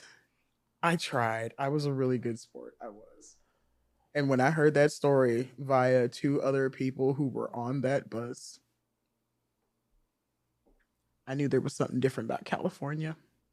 The people here and the stuff that they do. And if the next person from California asks me to move to California, I'm gonna kick someone right in the cooter. Like, there's no way. Oh, am I not supposed to ask you? I am the governor after all. Why would you not come move to our glorious state? Your glorious state is a little bit too glorious. No one knows how to behave here in a good way. In a good way. People know how to behave anywhere. No, not really, but they seem to do it like in spades in this motherfucker. It's like here, Atlanta, Miami, and like Jersey. I don't know why. Miami, to be fair. See, the fact that you have to do it with caveats to be like, okay, except for in love. No. There's no except for. I'm actually agreeing with you. To be fair, Miami is the only place I've ever seen people with the miniskirts with the holes cut off out on the side, except on set. Like, that's the only place I've ever actually seen those dresses in the wild. Yeah. Oh, the hey, this still counts as a dress, don't it? Dress. Yeah, like the holes cut out in the miniskirt all the way up. Mm-hmm. Like, like whatever you fucking costuming person has ever put a hooker in. Like we get it. You don't understand underwear, and we want to make sure that you know that we know that we know that you know that we know that you don't understand underwear. And we get it. Sometimes you need. Does anybody remember? I cannot remember her name, but it was the Brendan Fraser movie that came out back in the day that had Coolio. Not Coolio. It was somebody else, another black actor that played God. And it was like he was going. Are you talking about Bedazzled with Elizabeth Hurley? Yes. Do you remember Elizabeth Hurley's dress? That one that was made of pins. Everybody was like, you know what? That was the downfall right there. When somebody was like, let's take a front and a back and just hold it together with the bare bone minimums of what counts as holding an item together and see if we can get away with that. And as soon as she got away with that dress, and everybody was like, that is fashion. As a heterosexual male, I agree. It was fashion. As a pansexual woman, I absolutely agree because she always gave me the touchy feelies, even when she was like angry wearing like the thong bikini with the fucking glittered, bedazzled fucking actual top and like the little fake horns and little fake pitchfork and shit. Like, 50-foot woman. And I was like, oh man, this is like the first time I saw Raquel Welch in that 2-piece. I mean, Elizabeth Hurley's got to be in her 50s these days. I would probably still, She's still hot. Yeah. She's still hot. She's still hot. After seeing Bullet Train, Sandra can still get it. At first I was like, she's gone to mom status. And then they smoky-eyed her ass the fuck out, and it was like Miss Congeniality all over again, and I was so happy. Oh, no, see, like, Sandra has poor taste in men. I feel like I could actually hit that. So you're just going to pull the Pete Davidson and just be like, hey, you could do better, but you're not going to. Story of my life. Story of my life. You could do better, but you're not gonna. You could do better, but I'm here. Right now. Right here, right now. Daddy issues on board. Right. Preloaded. Ready to go. Look at the gray. Come on. Oh my God, stop. Look at the grays, girl. Dude, I have gray hair. So, like, I've gotten over the gray. Like, it used to be like, ooh, gray hair. It's like, I don't know. Now, am I going to be like, go gray naturally? Fuck no. I'm not doing that shit graceful. It's going to be like technicolored wigs and non-matching eyeshadow for at least another 4 or 5 years. See, the problem is I'm on the internet too much looking like this. If I all of a sudden like fucking cleared it up and be like, what the fuck did you just do? Thought it was a good idea. I thought it was a good idea. Do you know how fast people would call me out on this shit? Like, oh, just for men, huh? Like, I put out a 2-hour podcast every fucking week. They've watched me go gray in the last 5 years. Like, if all of a sudden, like, is this an old episode? No. That motherfucker went to the bottle. I needed to be proactive about this about 4.5 years ago if I was going to do that shit. Like, when it first started touching, and I was like, I just plucked all those motherfuckers out. Like, I'm going to be patchy for a minute, but, like, it'll be all right. Yeah, no. And I still do it, like, around the chin because the chin's not going as gray. Like, the 1 or 2s. Like, you know what's killing me is the fact that you're like, oh, that was too much fucking work to try to still be cute for somebody. While, like, dudes will totally look at a woman if her hair starts to go naturally gray, like, at what one guy told me is a pre-onset year. I was like, what the fuck is pre-onset fucking gray? It comes when it comes. You know, like you. And you don't see a bunch of chicks complaining about your ass. What the fuck are you complaining about somebody else's fucking hair? Oh, I don't matter enough for them to complain about me. He told me, because okay, so I was with some of my porny friends, is what I like to call them, which are my friends who shoot content and or do like good old-fashioned escorting. And we kind of have like bitch bull sessions. We'll meet up in Tulsa. We'll all go somewhere like Village Inn, which I know sounds like really crazy to y'all, but like for us, it's a fucking hoot because nobody's Meemaw and Peepap is recognizing your ass at the Village Inn for a piece of fucking pizza. No one's thinking about you as that chick from their fucking laptop that they saw like your ass agape and hole from Mr. Hanky's fucking toys and specials. So like you can kind of just be yourself in a pair of sweatpants and a t-shirt and like have a regular kind of our version of a family dinner.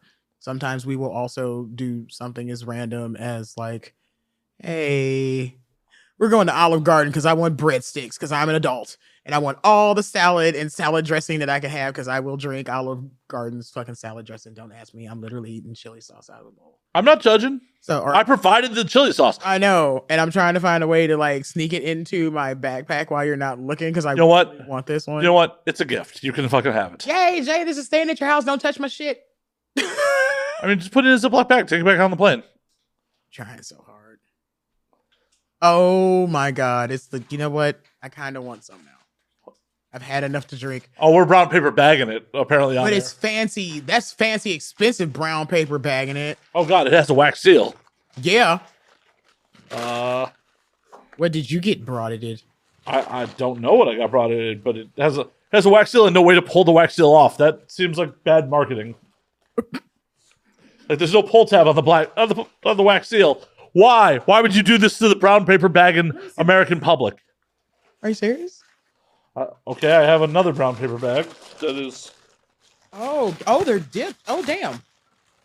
Oh, we have new growlers. Or yeah. Oh, it's on that side. Oh, there's two glass. We could do a thing. We're doing a thing. Thankfully, we technically have a PA tonight, so. Because I can tell you right now, if it was just left up to me, I'd have tripped over something by now. I'm probably going to trip over something before I move all your expensive fancy shit because I ain't got money to replace the shit. So, ooh. Very nice. Very nice. We have Valhalla Cacao Imperial Stout. Aged in Heaven Hill barrels. Ooh. From 818. Sounds fancy. It does. And it needs to go in my gullet. Is it cold? Oh, man. Probably should have put it in the freezer for a little bit, but. Wrapped it in a wet paper towel and put it in the freezer and roll it for like minutes and it had been perfect. I mean, then we have a wet brown paper bag. That's a weird look. Are we drinking this out of a paper bag? Why are we drinking it out of a paper bag? So the police don't know. What? Duh. We are indoors and everyone here is old. Please don't. For yourself. Please don't care what we do. I know it's LA. It's LA. Middle-aged in LA. No one gives a fuck. It's like me still trying to old Michael Jackson in while you're over here like, woo, on the other side. That's what we got. Yay, Jay got it off. Oh, cool. That's what that little knife thing is on there for. I never knew what the fuck that thing was for. It's actually for wine bottles. Oh, that's kind of almost like a wine bottle. Kinda. Yeah, the knife is for the wine foils. It's open-ish. Thinking he was trying to be polite to make sure he doesn't get shit poured all over your table. I appreciate that. Fancy schmancy shits. Did you want some? Yeah, what's up? Yeah, glass. So I was just going to drink out of the bottle. I didn't even look at the side of it. Okay, let me get a taster pour. Because I don't want to waste perfectly good beer.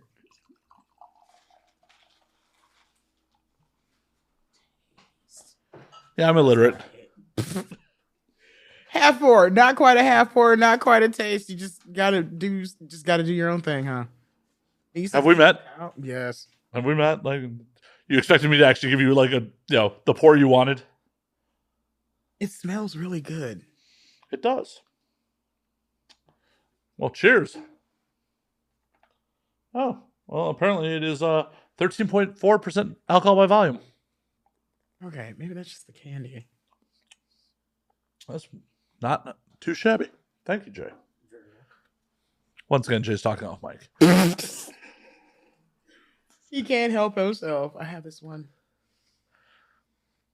We have a whole like arrangement in front of you. It's amazing. Leave me alone. Every time I come, it's going to be like this, and I'm just going to pour the rest. Well, next time I will be better prepared. Lord Jesus, I got to repack my bags. I'm leaving out Wednesday on a flight. I told this month. You can put that in your checked luggage. It's a gift. You can have it. I'm so grateful that you decided to give me something instead of watching me steal it from in front of you. Well, yeah, I wanted to stay friends. Thank you. Yeah, you steal shit from my house. We're not cool anymore. Oh, it's so good.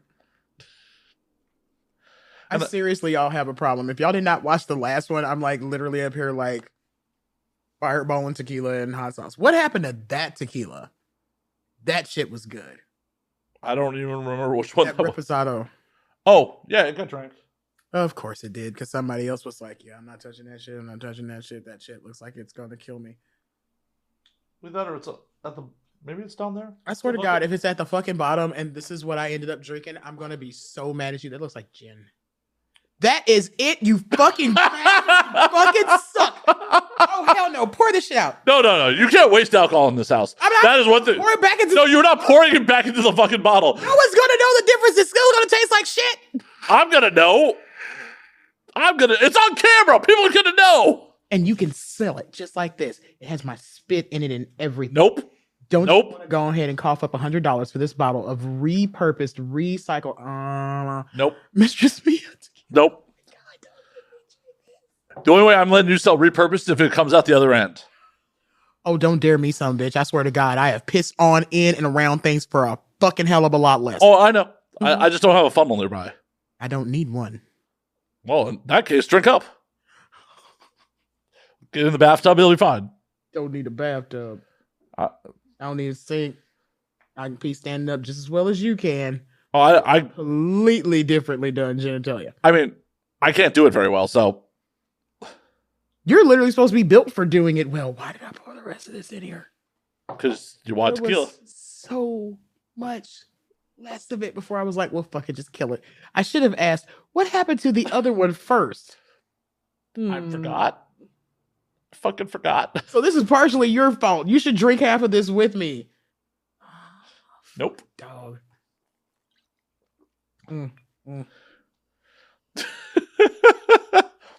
Hey, at least I didn't lie and be like, I don't know what happened to it.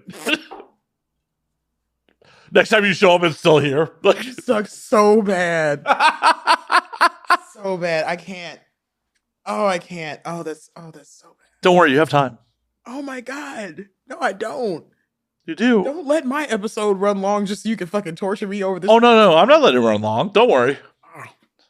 I mean, as much as this is amusing me, I'm not looking to give myself more post work. Oh, you suck so bad. Yeah. If I had other people editing budget, oh yeah, I'd let this motherfucker run long. Oh.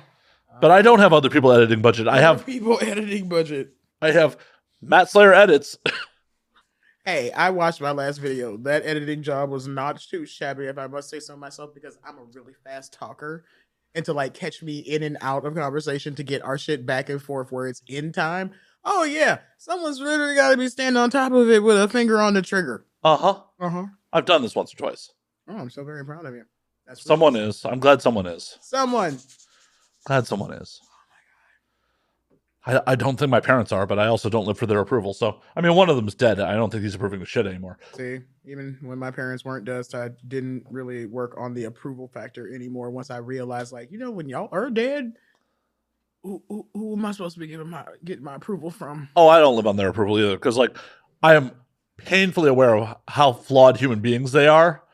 I'm like, oh, y'all didn't have your shit together. Why would I need the approval of people who don't have their shit together? I never understood about parents. Like, and it's not every parent. This is not me. This is not like every black man or like not every parent. It is just that type of parent that Tiger, this is going to be good for you whether you like it or not, and not realizing that they're pushing their kid into a rage quit against everything that you just shoved the fuck into the goddamn waffle box. Like, none of this is going to stick. None of this is going to stay. They're actually going to intentionally unlearn the things that you wanted them to do in spite of your fucking face. And then when it shows up at Thanksgiving dinner, it's like 15 piercings going through their fucking face. And you're like, oh, Johnny, why? You brought these things upon yourself.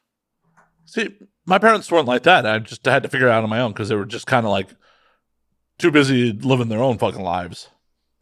I did not have that. My mom was very involved in me. My grandparents on my mom's side were very involved in me. My father's side of the family taught me how to fight and stand up for myself. Something that my mom's side of the family did not. They were very much turn the other cheek. Not super Christian, but Christian enough. We were Episcopalians. We're like Catholics light. So like just enough to like, stay on be the better person, blah, blah, blah, blah, blah. Got to Mississippi and it was like, you better do something to them before they do something to you. Because if you come back home and you fucked up and I find out you didn't even try, like, I'm going to fuck you up next. So it was like the retaliation of like, you better get in trouble over this and I will ride or die with you. That's the first time you learn to like ride or die physics, I think, for like my family anyway. Like, I can't say it's every Southern family. I can't say it's every Southern black family, but I could definitely tell you it's my Southern black family of like, I had a girl that right before my birthday, when we went to visit my grandmother down in Mississippi, like me and her got into this big argument. She used to be my friend. And she decided it was a good idea to like try to choke me while I had like dozed off because I had stayed up way too late playing shit like Tetris and shit. And like catch me from behind. And I went for the straight power move and I bit the fuck out of her arm, like tried to cut a slice off her like a bar Irish Spring soap. And she was so mad about that shit. Like, even though she didn't want to take on any responsibility that she started the confrontation in the first fucking place, you just kind of mad that you lost out on it because I had a way cooler move than the one that you had. Yeah, there's no referee here. There's no, fair fight. Yeah, if you wanted a fair fight, you'd have been like, hey, I'll meet you at a certain time, like we still had the tendency to do, versus like just roll up on a motherfucker and cold cock the ass. And when I was in Mississippi, my father told my grandmother like what had happened because I got suspended, and he had told her I got suspended. And Mom was like, she was really disappointed in me. And I was like, but she did it to me first, so I just bid her as like a hey thing. So my grandmother, my daddy's mom, was like, you ain't hit her or nothing. But I bit her. Like, I bit her to blood. Like, it was blood in my mouth. There was blood coming out her arm. We looked like two rabbit dolls just got caught inside of a pillowcase. And she's like, but she didn't hit her though. And I was like, no, ma'am. She like had me around the throat like this, like we was wrestling. And she was like, you could have got your hand up there or something. I'm like, I had never in my life had an adult who was like, push yourself to violence. Like, this situation required violence. You should have fucked her up is basically what she said. She walked away with two eyes. You fucked up. She walked away? What the fuck were you doing? Right. And I was like, I had never, and like, my mom was like, don't pay your grandma no attention. It's different down here, blah, blah, blah. So we get back. Now, my mom had said that knew that I got into the fight, but I never told her who it was with, and the school never told us what. She just told her it was a female child that I got into it with. It was an altercation. I was asked to leave the classroom, blah, blah, blah. The other girl got sent home for the day. I was suspended for 3 days. Was it a white Why? girl? No, black girl. Okay. And tell me why. Because she used to be my friend and she was in my phone book. My mom snatched my phone book for my birthday party and invited this bitch to my birthday. My 13th birthday. That she was sitting there and we actually squashed it out at the party. Oh, see, I thought you were going to get a birthday rematch. No, she was like, I can't believe you fucking bit me kind of deal. And I was like, I can't believe you fucking choked me for no goddamn reason. Mad over a boy. And, you know, like what we would now call the SpongeBob year olds was not inside of the growing and thought and that front lobe done stiffened the fuck up. It's not quite cooked yet. Yeah, let it cook. Yeah, we needed to let it cook because at 13, she didn't know no better. At 12, turning 13, I definitely didn't know no fucking better. She never told me that she liked the boy. I never knew. So when I thought I saw even a piece of chance, like, it was something weird. Because you were expecting to be a fucking mind reader or something. No, I went to the Scholastic Book Fair and like he saw this Trapper Keeper that he really wanted and I bought it for him and he wrote inside of it, me and him and initials forever inside of a heart. She saw that shit and freaked the fuck out. And her first thought was, I'm gonna chokeslam this bitch like fucking SummerSlam. And where is he now? No clue. Exactly. I don't know. He's like, I'm gonna attempt a homicide. Yeah, I'm gonna maybe go to jail until I'm at least 18, bare bones minimum. And I have no idea where the fuck she is either. Like, I can't even remember her name. I just remember blatantly that she was like. You just remember her taste? A Stephanie. Like Thursday night pork chops at The Simpsons. That's what it tasted like. Oh, like the horribleness. You're like, I will never forget that. You know the worst part? I have a fucking bottle of lime juice in the back of Jay's car right now. Yeah, Jay's still here. How much time we got left? Because Jay, I might send your ass to walk in because this is. Oh, like 40 minutes. Oh, Jay, no, go get it. Go get it, man. Either any other time I'd be like, I'm sorry, baby. And I'm still like, I'm sorry, baby, but I need them motherfucking juice. There's no goddamn way I am chug-a-lugging through this shit. Find me some sugar in that. Do you have sugar in your house? It might be wildly expired sugar. What exactly is wildly expired sugar? Sugar purchased by someone who's dead now, and she was gonna make me candied pecans. It was a while ago. When did she die? Oh, gotta be like 2017. So somewhere in this, hold on. Somewhere in this house is 6-year-old sugar. Oh, it's probably older than that. She bought it before she died. Oh my God. Somewhere in this house is the equivalency of me getting in this fight with this girl, probably. Sugar. I mean, it's definitely older than 2016 because I moved into this place in 2016 and she bought that shit at my old place. So we're just going to keep backtracking on this, huh? So this is like... Maybe mid-2015 sugar? This is like right after I moved to Oklahoma sugar. What the fuck? She never made the pecans. I probably should throw it out. I'm just gonna send you. I mean, the bag's sealed. I'm just gonna. Does sugar go bad if it's in a sealed bag? As long as it's not exposed to moisture, no, it doesn't really go bad. So it's fine. It's never been opened. I feel. Is it brown inside? sugar? That's not the sugar I was asking for.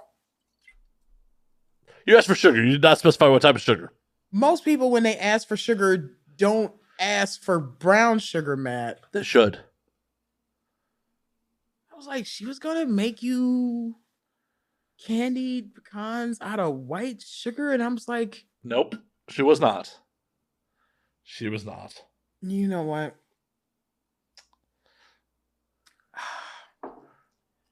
Her and I both made some poor life choices. I'm feeling that you're still making them if you still have the sugar of a corpse. I mean, it's corpse sugar. It's my sugar. She gave it to me. It's corpse sugar. I didn't pull it out of her. It is sugar bought by a corpse. In my book, that counts as corpse sugar. So you're saying you should get rid of everything that like dead people buy for you? Yes.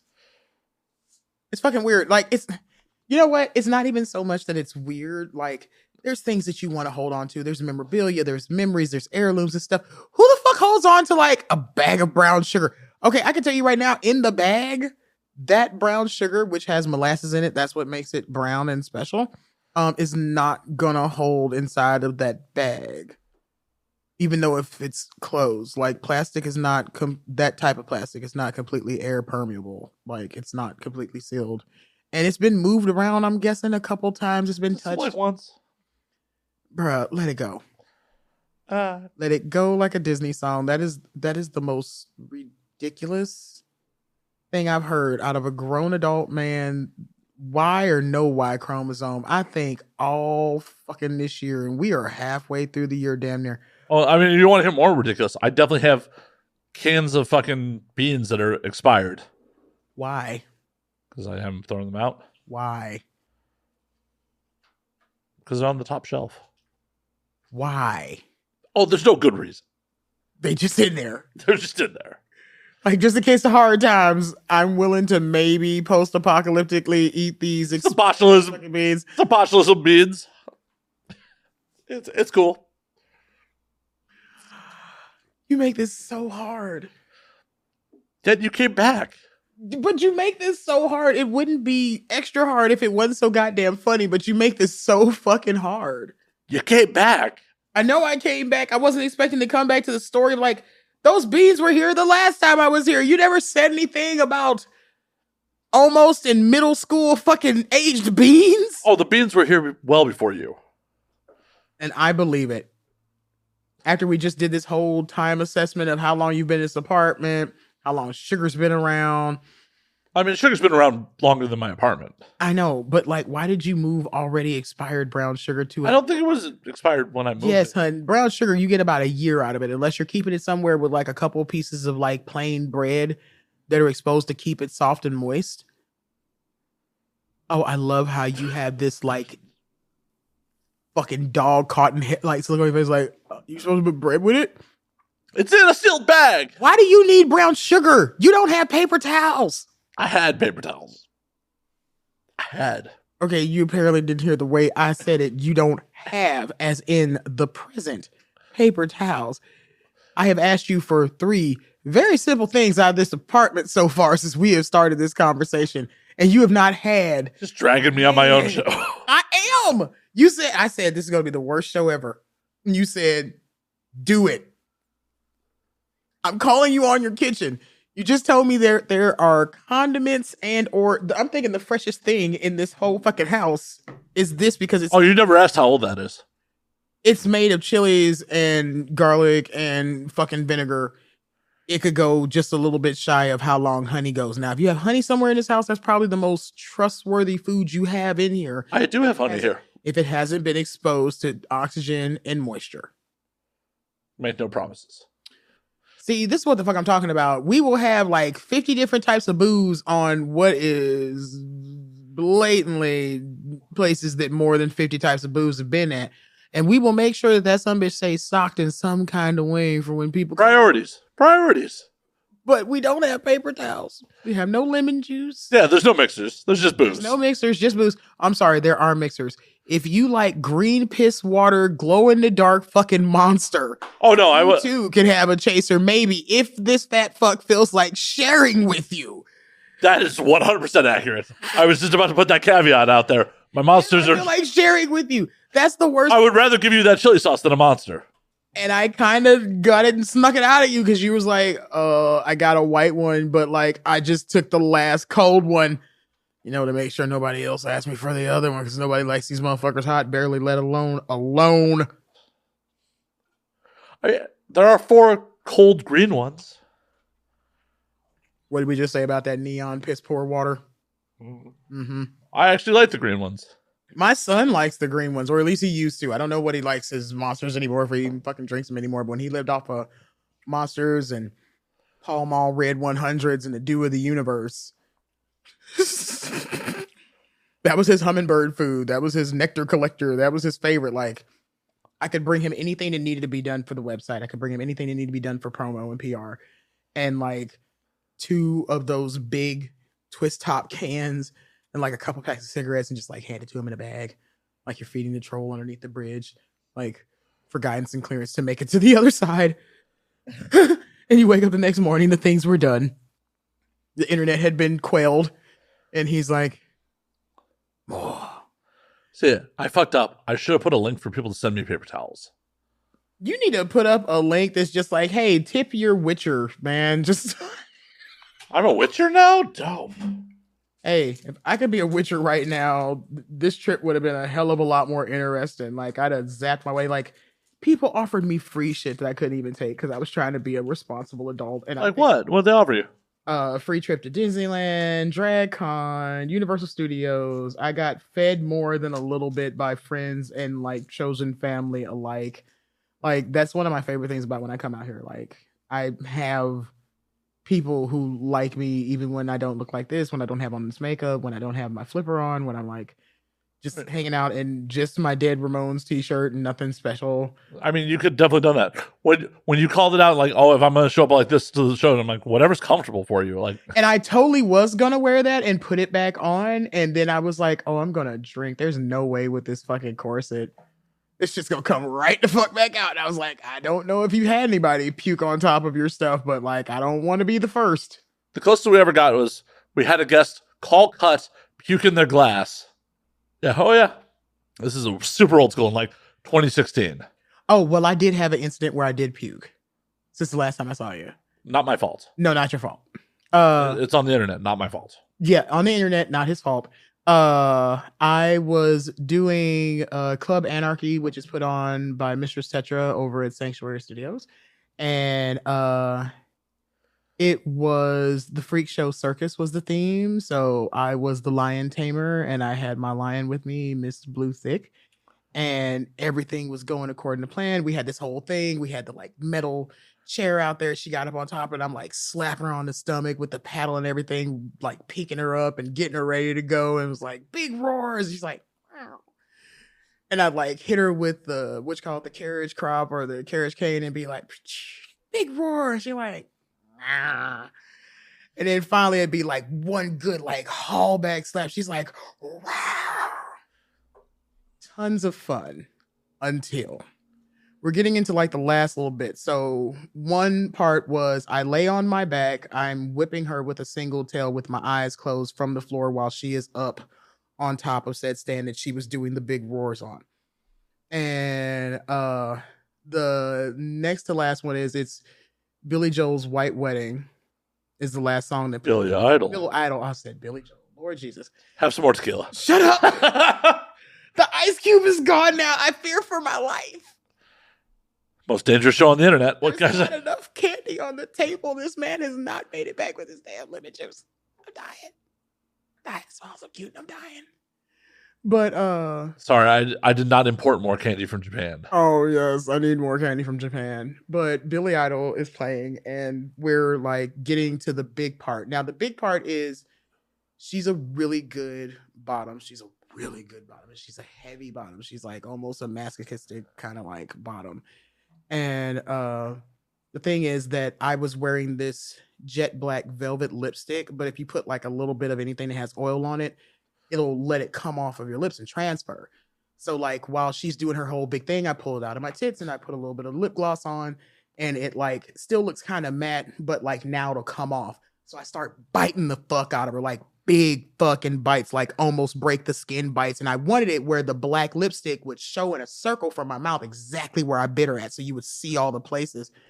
And then I like made her this little tearaway Winnie the Pooh yellow orange. It was supposed to have been a lion. It ended up being a lion.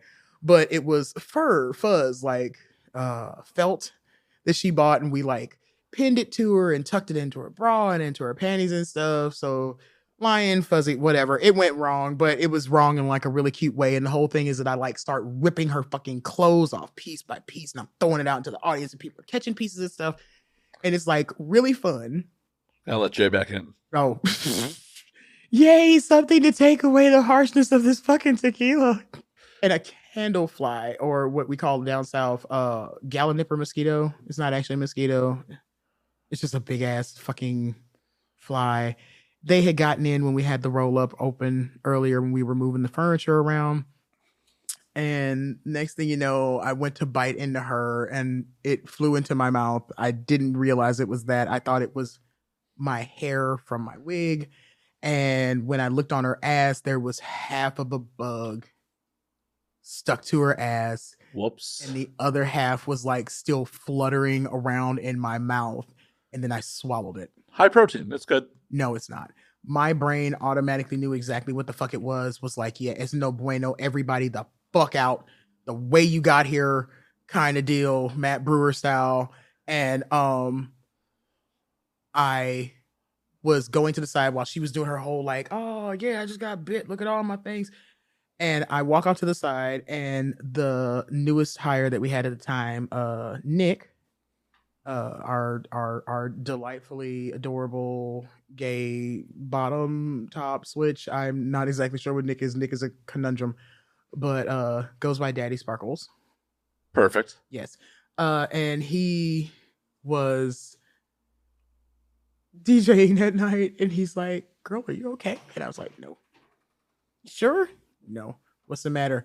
And I politely threw up like a baby bird right there on the side of the stage. In his mouth? No, onto the side of the stage, off out of the way. And I was just like, bleh.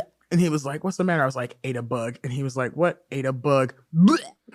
Bugs are delicious if they're served right. And then I went right back to what the fuck I was doing, finished the rest of the act, and then was like, it's all good. Now I have this gigantic, don't ask me why. I did a lot of cooking during DomCon, and this did not end up getting opened up, and I'm kind of mad because I didn't get to make my ceviche. I'm just saying, like, I ate giant ants in Colombia. That's because you wanted to. You were did. Intending to. You had wrapped your brain around. Right. You got fucking, natural, like, free-range bugs. Okay, you know what? You ever had a natural free-range ass whooping? Making fun of a woman who is telling you her plight of like, here's a good story for you and your audience when I totally fucked up. And then the next weekend she asked me, could I MC for the grand reopening? And I fucking, at the last little bit, it ended up being, we had 2 acts that decided that they couldn't make it. So they called in and was like, hey, we can't make the show. So we moved their stuff. We kept moving it back when they hadn't showed up.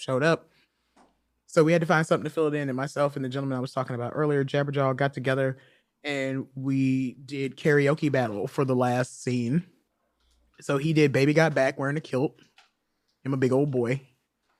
And my ass did Friends on the Other Side from The Princess and the Frog, the Disney movie. Now the question is, did he do Sir Mr. original version of Baby Got Back, or did he do Throwdowns? No, he did original. And I was very proud of him. Like, whenever we go out to karaoke, like, we act to ass because I used to be a KJ. He does DJing and stuff and does KJing.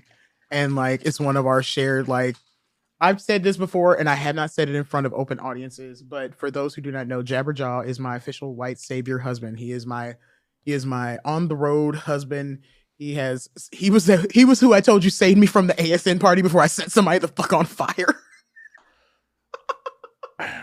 I'm disappointed that he saved you from setting people on fire. I'm disappointed. You were like, I was totally looking forward to like somebody getting set the fuck on fire.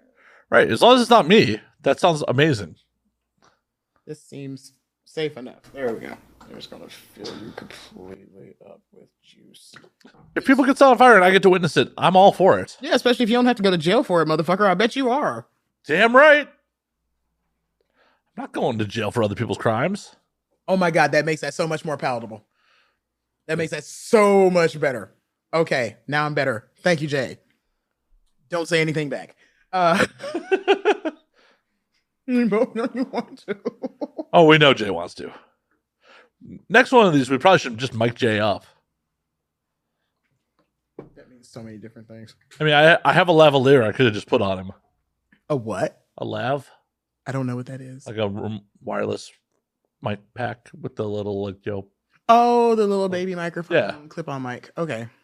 I don't know what those things are called. I'm just a silly girl. I've been never...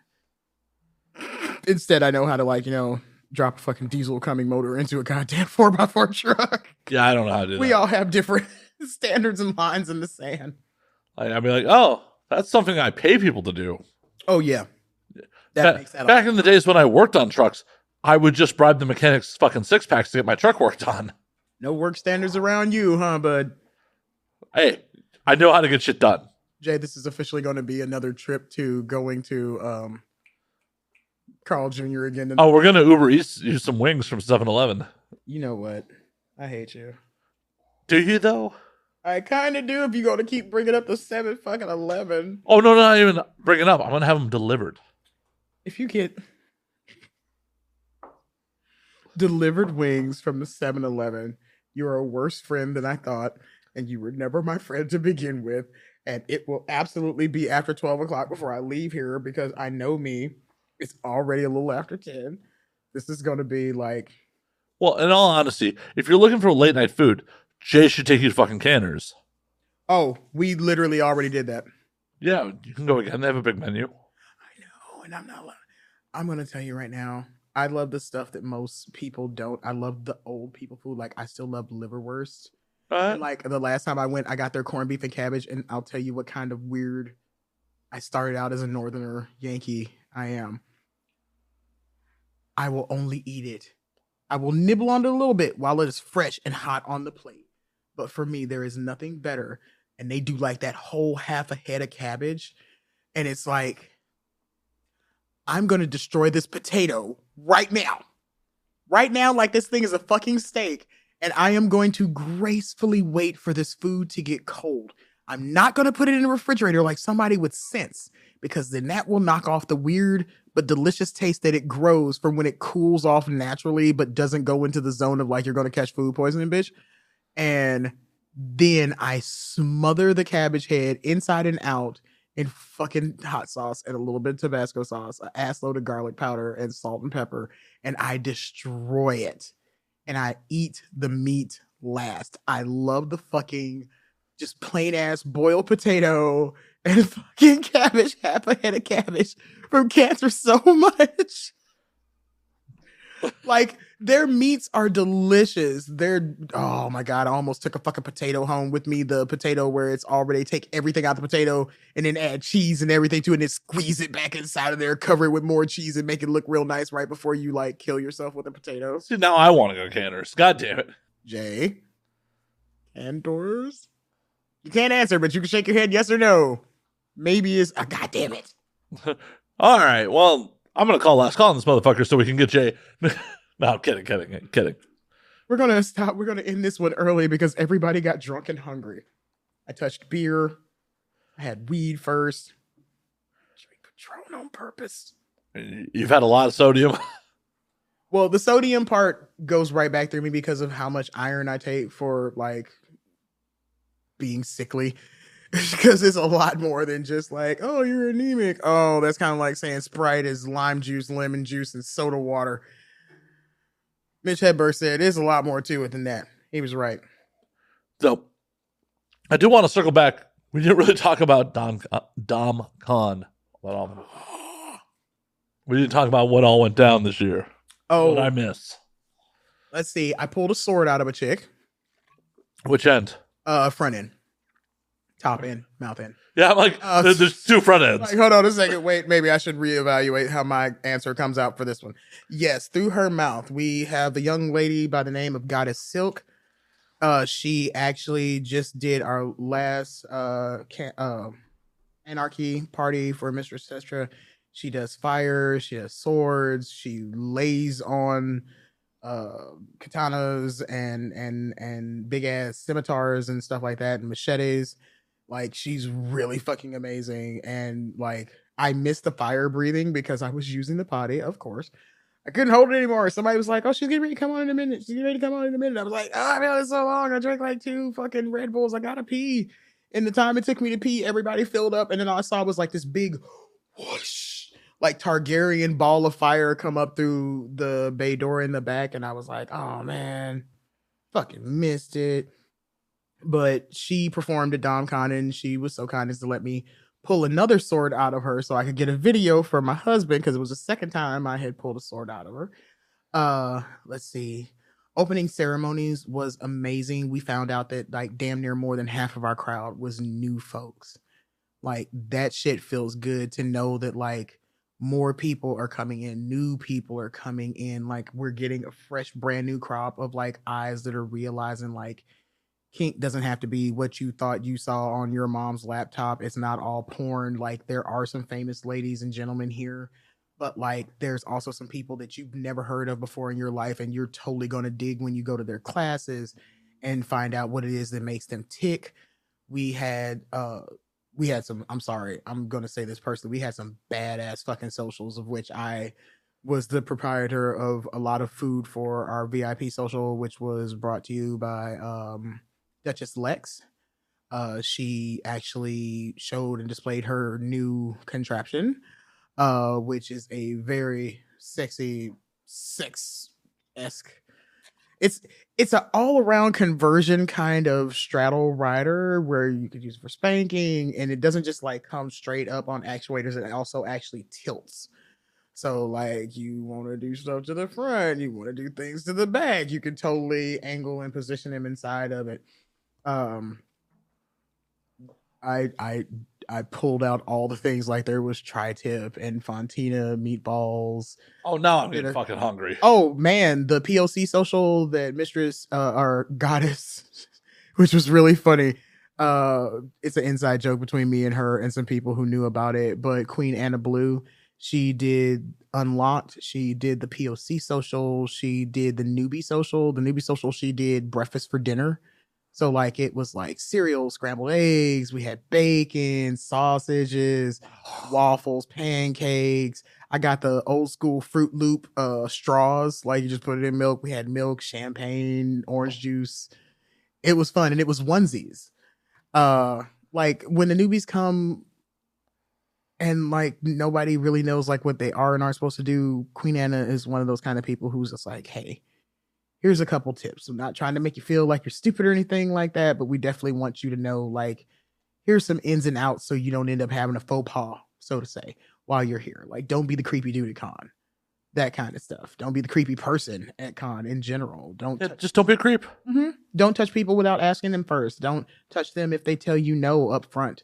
And like, I'm not gonna lie. Don't touch yourself unless, Yeah, don't touch yourself in front of other people. If someone says, hey, can you put your clothes back on? You're inside of certain spaces or you're outside of certain spaces. Just do what the person says. Don't like rage quit against the machine like they're intentionally being mean to you. Right. Don't pop and then put your clothes back on. Yeah.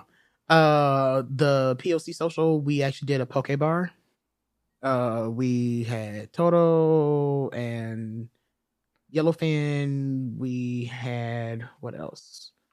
Tuna tataki. I did a whole side of salmon. We had shrimp. So, I'm fucking hungry now. Goddamn. And then like we did I pressed tofu for the first time. That makes a ton. Well, that makes me less hungry, but hey man, there was nothing left. There was no rice. There was nothing. There wasn't even scraps and bits. Like I did deep fried jalapenos and shallots from scratch. We had all the spicy mayo. I finally was able to get one of these and like had to donate it to the fucking party because I wanted it to be authentic as humanly possible. Like for all of your tasty needs, like it was great. And like the crowd that we got, the Mistress photo was fun this year. The Mistress tea was, it's always solemn because it's like the last big thing we do on the schedule other than like the last two classes. And like, it's kind of like the end of the show. But then we have like the VIP end of the con party, which is a lot more fun, I feel, than the Friday, Saturday party because it's less prestigious, but it's more people playing like they really want to play versus like somebody's taking a picture, sucking your gut, honey. Make sure your course is tied up right before they take the picture, and everybody's trying to like be very curated. Like we said about Vegas being super curated, like the Sunday night party is the less curated of the parties, but it's the people are too tired to be curated. Mm-hmm. Like I've been in these high heels all weekends. I'm gonna put on my ugly ass flats, or we're gonna put on these Crocs. We're gonna go down here. I mean, this is exactly why AVN doesn't happen on Sundays anymore. Yeah, because by Sunday everybody's like, and I'm back to I'm not covered in $600 worth of Sephora. I did not wear my best and most expensive suit. And I'm about done on being done. Right. Like I did the award show last night and then an after party, and now I got to be in this motherfucker tomorrow. Fuck this. Yeah, I'm done. I'm good. I'm cool. Stick a fork in me. It's 4:30. It's past time. But I mean, part of the reason AVN stopped doing it is like half the performers didn't show on Sunday. they've gotten their content. Like everybody that you wanted to shoot with, everybody that you wanted to see, the fucking, what is it, the peppermint hippo or whatever the fuck it's called? Spearmint Rhino? No, they have a place out there in Oh. Vegas that's literally the opposite of them, and they did it on purpose. But like, it's the peppermint hippo. Like everybody went to their fucking free titties show and shit. Nobody had to show it. Nobody had to pay to go to see free titties. It's fucking AVN. We could have just, well, if they hadn't been quite so picky on what counted as a free the nip. You remember the free the nip wall in 2020? And then it was like X's and censor bars everywhere in 2023. It's not going to be the same show anymore. We both know that. I know. I don't have a problem with that. Like, I don't know exactly what making somebody with perfectly good tits cover the motherfuckers the fuck up with like tape and shit does for my security. But if y'all are telling me that we don't have to worry about having, or maybe not have some random motherfucker decide to sneak up the stairs and he's got like a backpack full of ammo and an AR-15 and a chip on his shoulder, like, I'll shut the fuck up and stop complaining. Yeah, security wasn't that tight. Yeah, security wasn't as tight as it could have been.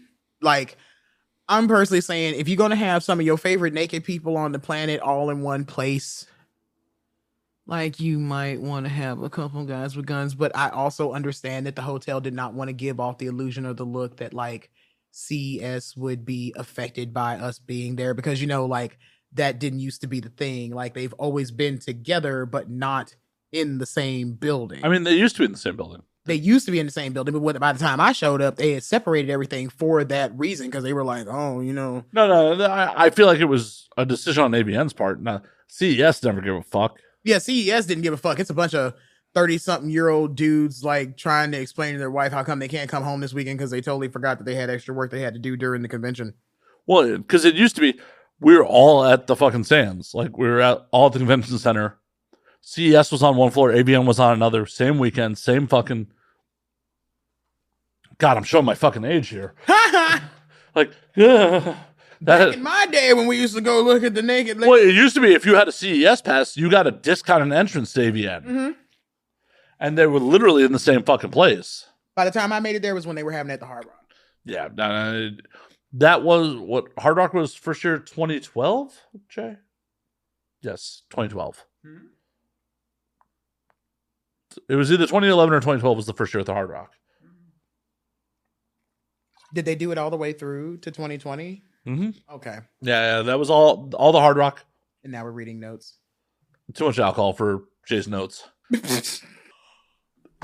Jay, that is not appropriate here. Bad cat publicist. That's a bad cat publicist. You get 13 cranks on the wooden fist behind that one. I'm sure you'll straighten him out. I said 13. I don't think that's enough. It's an old Syphilin Ollie joke. Syphilin Ollie didn't, obviously need enough. Like, I think 13 is not enough. So, yes. Other than that, I think it was a very full and meaningful. I got rest this year. I was able to sleep. I was able to get in the hot tub this year. I was so fucking happy about that. Like, the last 2 years of DomCon, I've been like trying to put in and make my bones with the convention, and I was trying to do it my way. This year I did it my way, but in a different way, where I don't take on all the responsibility of the world, and it doesn't turn into like, hey, something's on fire, you go ahead and find some pee and just go ahead and piss that right out for us. That we'd appreciate that a whole lot. And it wasn't that show, so like I was super happy. Like, I got to enjoy my friends, I got to hang out, I got to have some food with people that I wanted to have food with. We walked in, I got to have my family dinner again. It used to be every year we would, as a small group or a large group, we would go to the Denny's up the street and order like eggs over Miami. And I'm so sorry. I don't care. Denny's is always the wrong choice. You know what? That Denny's is my favorite Denny's, which I know might not sound like it's doing a whole lot for Denny's, but it's more along the lines of like... That's like saying Auschwitz is my favorite fucking concentration camp. Yeah, it kind of is, but like, I've never gotten sick there. I have seen some ridiculously wild ass shit while I've been there. Like the one girl one time, I think that was like 2016, the girl who walked in the door. I think that was like the first time we all got together. It used to be myself, Allison Bondage Land, her pet zombie dog, Riley Zombie, and a couple other of us, Annalise, and usually people that we would like pick up along the way at the con, like we got really cool with. If you smoke weed, we was cool with you. If we met you out on the patio at Malibu and we all ended up smoking a blunt together, like, okay, we've all smoked ourselves into mental retardation now. Anybody want to go get something to eat? Yeah. I mean, that's the only reason you end up at Denny's. Yeah. So like we're in the zone. We're at the Denny's, and this Denny's in particular has a bar connected to it, so you can order like anything off the menu and then get like cocktails.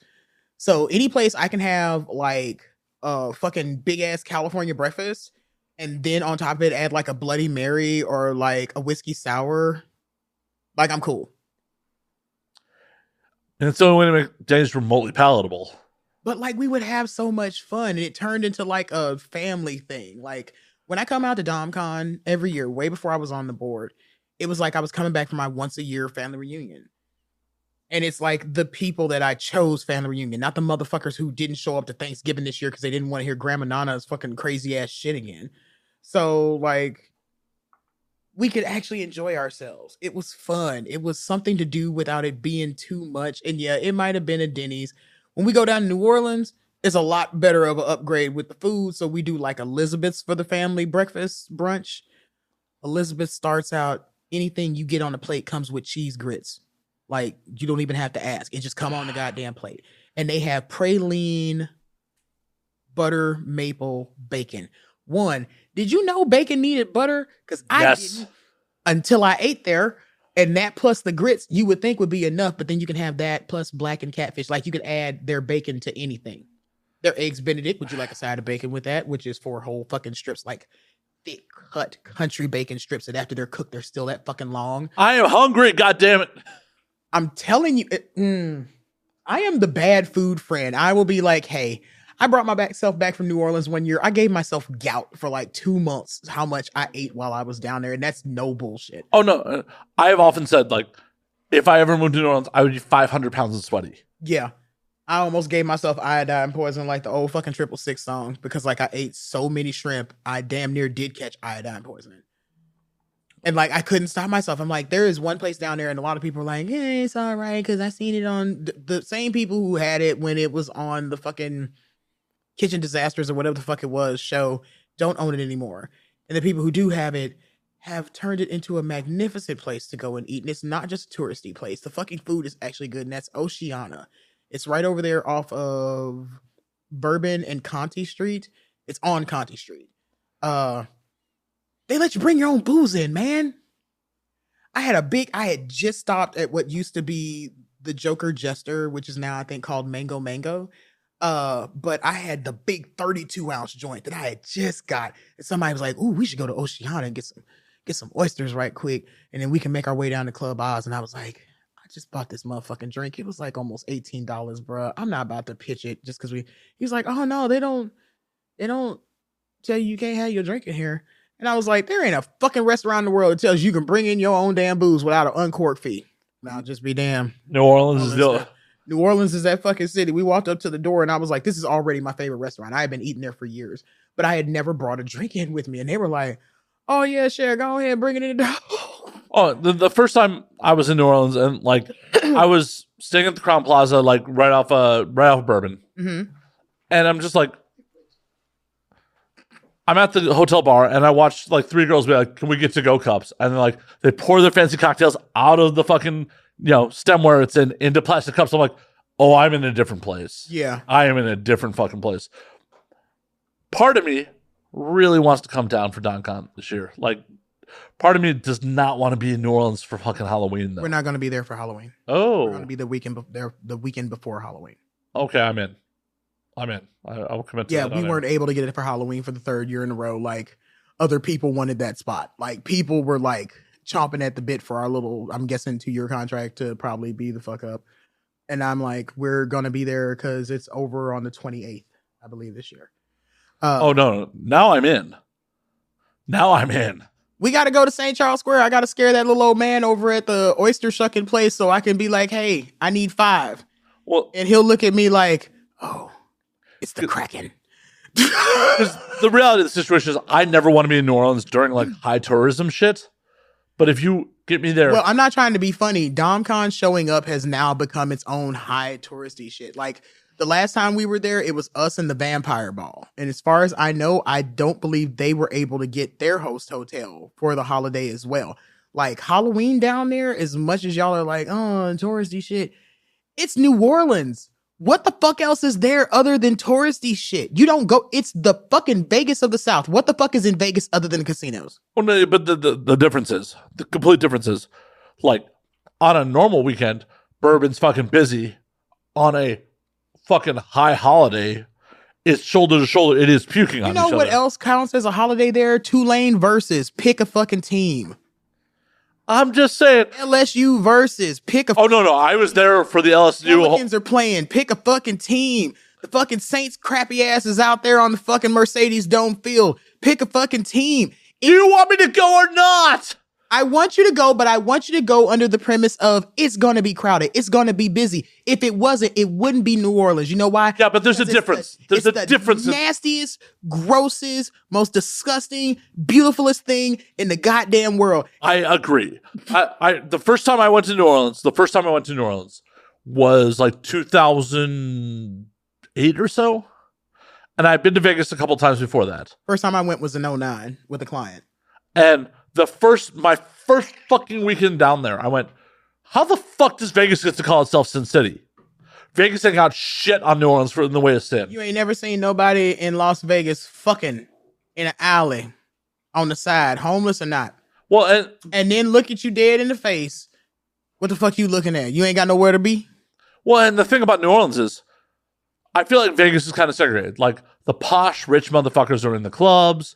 The tour, like... Vegas is nasty and dirty and filthy and beautiful and disgusting and amazing and out of this world across the fucking board. There is no, this is the VIP section. You know what's the VIP section? If you can go to the dungeon bar and be the naked motherfucker who's allowed inside of that one cage at the end of the bar. I miss the fucking dungeon. That's the VIP section. That's the real, there is a, just in case, just for people who might not have been to New Orleans yet, there is a bar down there called the Dungeon. It's right off into the French Quarter, a little bit deeper off in there. And it's like our favorite place to hang out with, like, there are always going to be people in the group. There are like a bunch of fucking emo kids. And I fall into that. It's usually the theater people. And they're like, we want to go there. It's creepy. It's like morose. Like there's hidden bookshelves and shit. And at the end of the bar, there's a cage. And the first time I told one of my friends that, like, hey, did you know the city made an ordinance for this one bar in this one spot on this one location? The bar cannot move the cage anywhere else in the bar. It's only allowed to be at the end of the bar. But when you are inside of that cage, and as many people as you can fit inside of that cage can be butt fucking naked without getting a goddamn ticket. That is what makes New Orleans, New Orleans. That's what makes it the real Sin City. They had to burn, tear, and shovel fucking Storyville into the ground and somehow still found 5 or 6 other fucking streets that were high end to low end fucking escort houses all the way across until what? My ass was getting out of college in like 2006. And I think they shut down the last running brothel that was just like out here in the public. And it closed with a quiet whimper and no one went to jail over it. Why? Because senators, congressmen, priests, pastors, Baptists, and Eucharins alike are all showing up to divinate their happy asses in front of some naked woman's vagina or some other pieces. Because New Orleans was like, we know what you want. We ain't gonna give you what you want, but we're gonna give you what you need. And when we need you, New Orleans is a favor kind of town. It's like, it's all about hospitality. There's nothing down there, folks. They have no real industry other than being the coolest motherfuckers that'll let you get drunk as you fucking want to just ask, like, don't take glassware out because we can't keep stitching y'all the fuck up. We cannot get EMTs down into these tight ass fucking streets like that no more.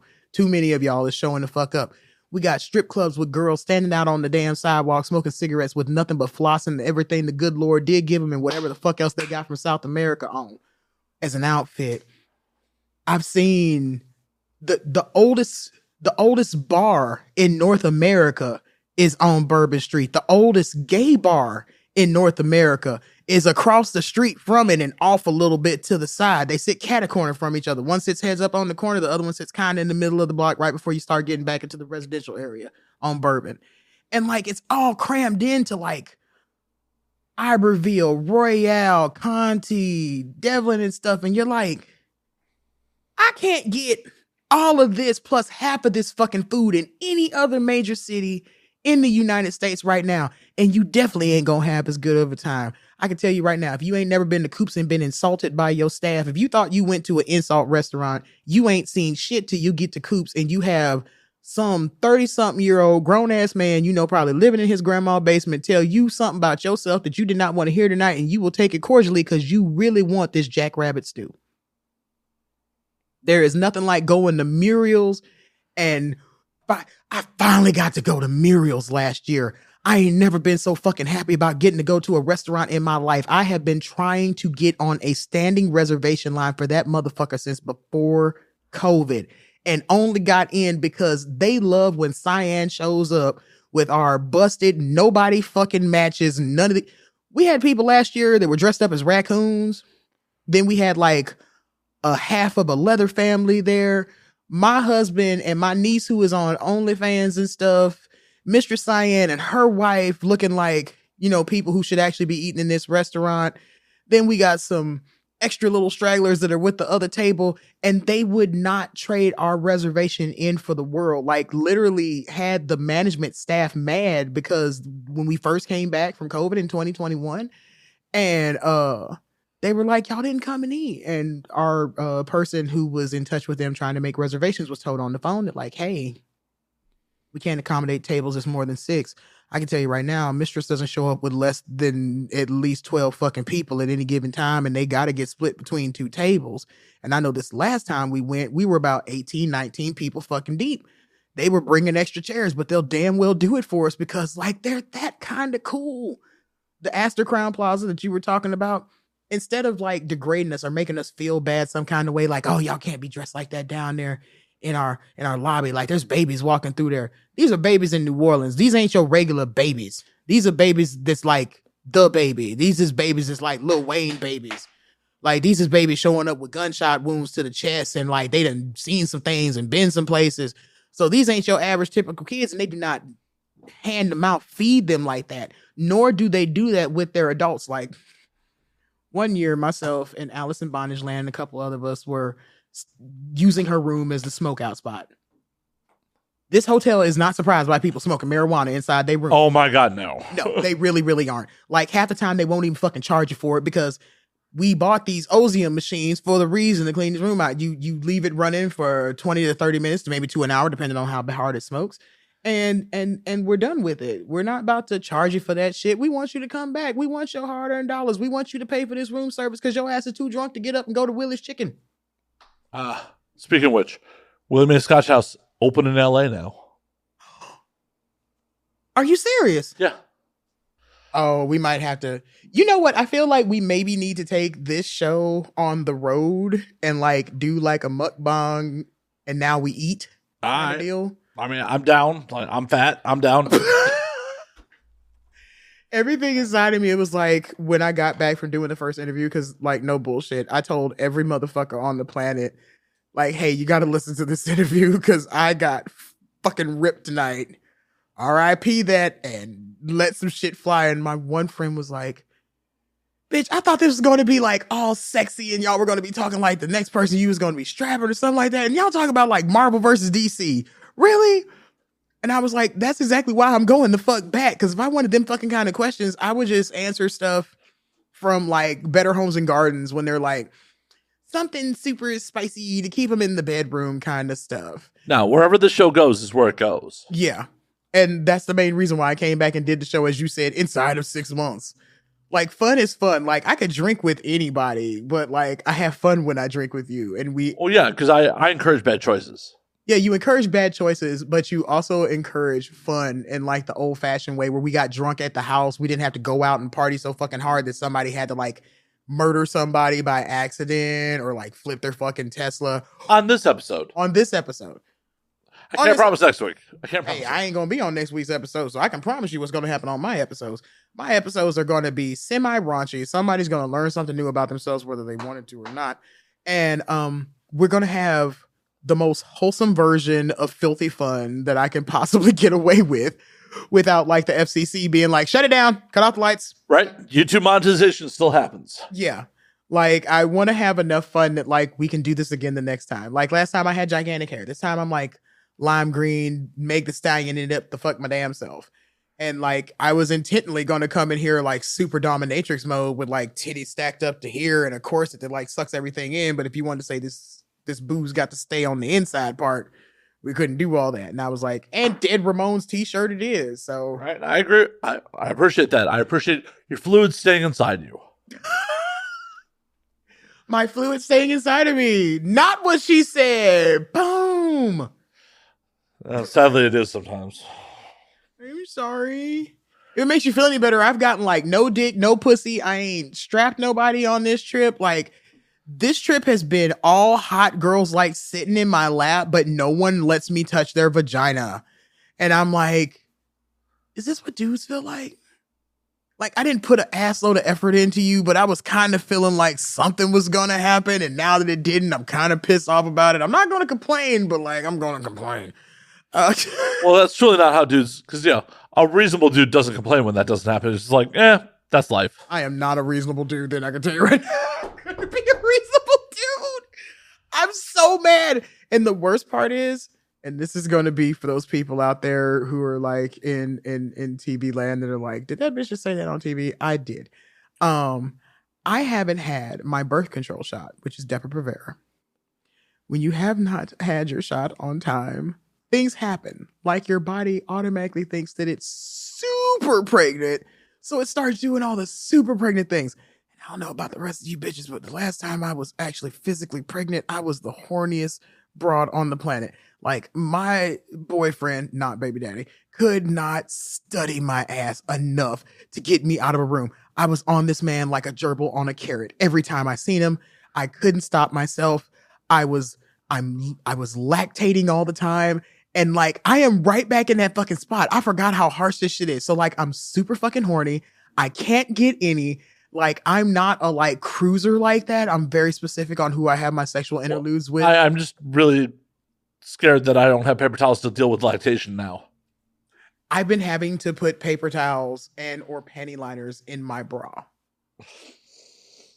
Like, peel the backs off them, just stick it across the cup and just like pop them motherfuckers in there. Cause like, it's horrible.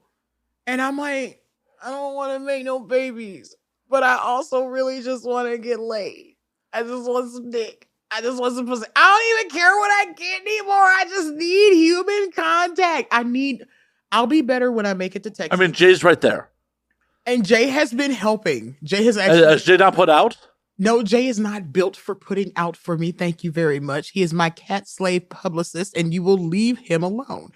Now, I'm not asking for me to leave him alone. I'm asking. He will be polite and come and like make biscuits on me and give me little purr noises, which do make me happy because I'm a weirdo like that.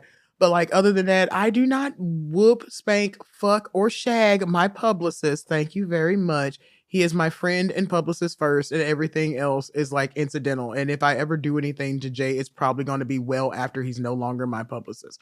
And when he isn't my... Wait a minute, you're firing Jay right now? Oh, you're hilarious. No, I asked Jay a long time ago that Jay actually forgot about. And like, I was like, oh, cool. That's more of that, like, when you wasn't nobody, bitch. But like, I never take it as like an offense. Like, oh, you didn't like me back then. I bet you want me now. No, there's none of that shit. But I will say, like, you had your chance. You had your turn. Now it's somebody else's turn. But nobody else has turned up for their turn. Wait, Jay had a chance? Jay had a chance long ago and far away. Like, it was in like the mid-teens. The first time I met Jay. Jay probably don't even remember. Well, he does remember me now after we had the conversation.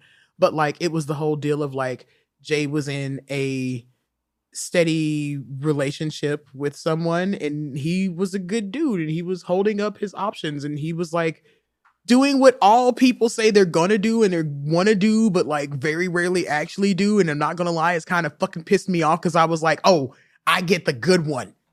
You want to be all decent and faithful and shit. What the fuck is this bullshit? That is not what I came all the way to Los Angeles for, motherfucker. Like, I was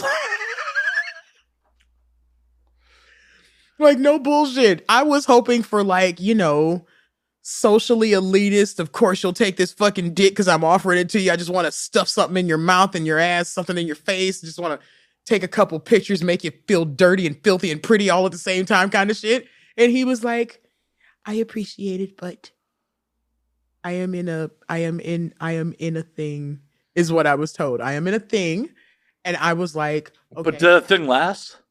Yeah, it actually did. It lasted for a long time, and I was still very cordial about it. Like, I don't do Velcro collars. I have to have some kind of I dig you kind of thing to want to play with you, to want to do anything like that with you. Because I've never heard the expression Velcro collars. By the way, that's amazing. yeah, because like I'm very much about, if I ask you to, one, be part of my household or be part of my life or be in a relationship with polyamorous, whatever, like you're having to do a lot more than just deal with me. Like you're dealing with my husband, you're dealing with my adopted kid, you're dealing with what I do for a living, you're dealing with me being a bitch drinking out of a cup sometimes because everybody else done pushed me down that motherfucking hill. And Reposado then? You fucking suck. Where's the bottle? I don't know where'd it go. Jay, what did you do with the bottle? I'm not allowed to have it. He was like, I already got to keep her off the phone and away from Taco Bell. Like, I literally told him before this starts, like, do not let me call my husband after 12 o'clock. Do not let me talk to anybody. Just take my fucking phone. I don't need it until we get Can I call your husband? Like, I'll call your husband. Oh my God, call my husband. He's off today. And I told him, like, I was doing this interview and he was like, oh, you're doing Matt again? Oh, I can't wait till this one comes the fuck out. I was like, he like literally had his coworkers listening to it with him one night at like 2 o'clock in the morning. He's a detention center specialist, which is a nice way of saying baby jeller, like baby driver. And he's very much an actual good worker. He's good at what he does, but he was like, my wife, she's a whole different bucket. Like he's lost jobs before because of me. And like he is, well, that's love. Yeah, that's what I'm saying. Like he is like one of the, and I'm not trying to toot my own horn. Like, oh, I got a good one. You bitches got some broke down ass dudes. No. Whoa! Stop talking about people who date me. That whole po dick, huh? Whole po dick. Oh. Also, one of his favorite clips he's ever seen is a thumbnail for somebody. He was like, is that all you had to say, Mia? I was like, no, there's more to the interview than that. You know, the whole fucking interview wasn't like 24 seconds long, you lush. And he's like, what else did you say? I was like, fucking watch the interview if you want to know. So he watched it all the way through. He was like, thank you very much for not telling the story about my brother-in-law. I promise you I wouldn't. I stopped myself. Remember how good of a wife I was when I need a fucking kidney, dude. I'm just saying. And he was like, that was the most hilarious thing. I had to make my coworker listen to it. So they sat and did their paperwork inside of the booth, listening to his phone for like the whole 2+ hours of the interview. And he was like, she fucking couldn't stop laughing. Cause I've never actually just had a sit down conversation with her. She's seen me as the lady who dropped him off at work when I was still at home. And that was it. So she didn't know anything else about me. So she was like, I wonder what kind of person she really is. And then he was like, my wife is a big ass fucking nerd, just like me. And she's like, he says she's a dominatrix. I feel like dominatrices aren't like big ass nerds, until she listened to that fucking interview. And she was like, oh my God, your wife is a big ass fucking nerd. Yeah, the cool kids don't end up in sex work. Yeah. The cool kids, well, you know what it is? Because the cool kids get everything that they wanted anyway. So like, why would they end up in something that's like, you're literally using your body and your knowledge of your body to like sensationalize and stabilize your life financially. So like she totally expected me to be like the stereotypical archetypal type dominatrix. Like I'm super angry and I'm mean to my husband and I cuckold him all the time and I must be beating him and pegging him.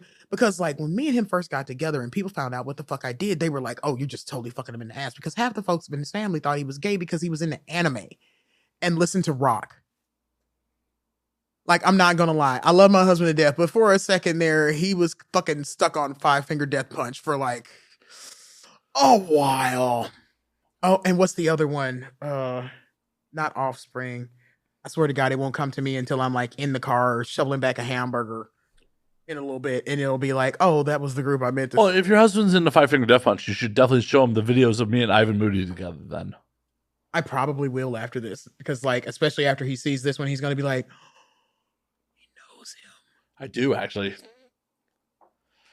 I worked for Ivan for a little while. Security.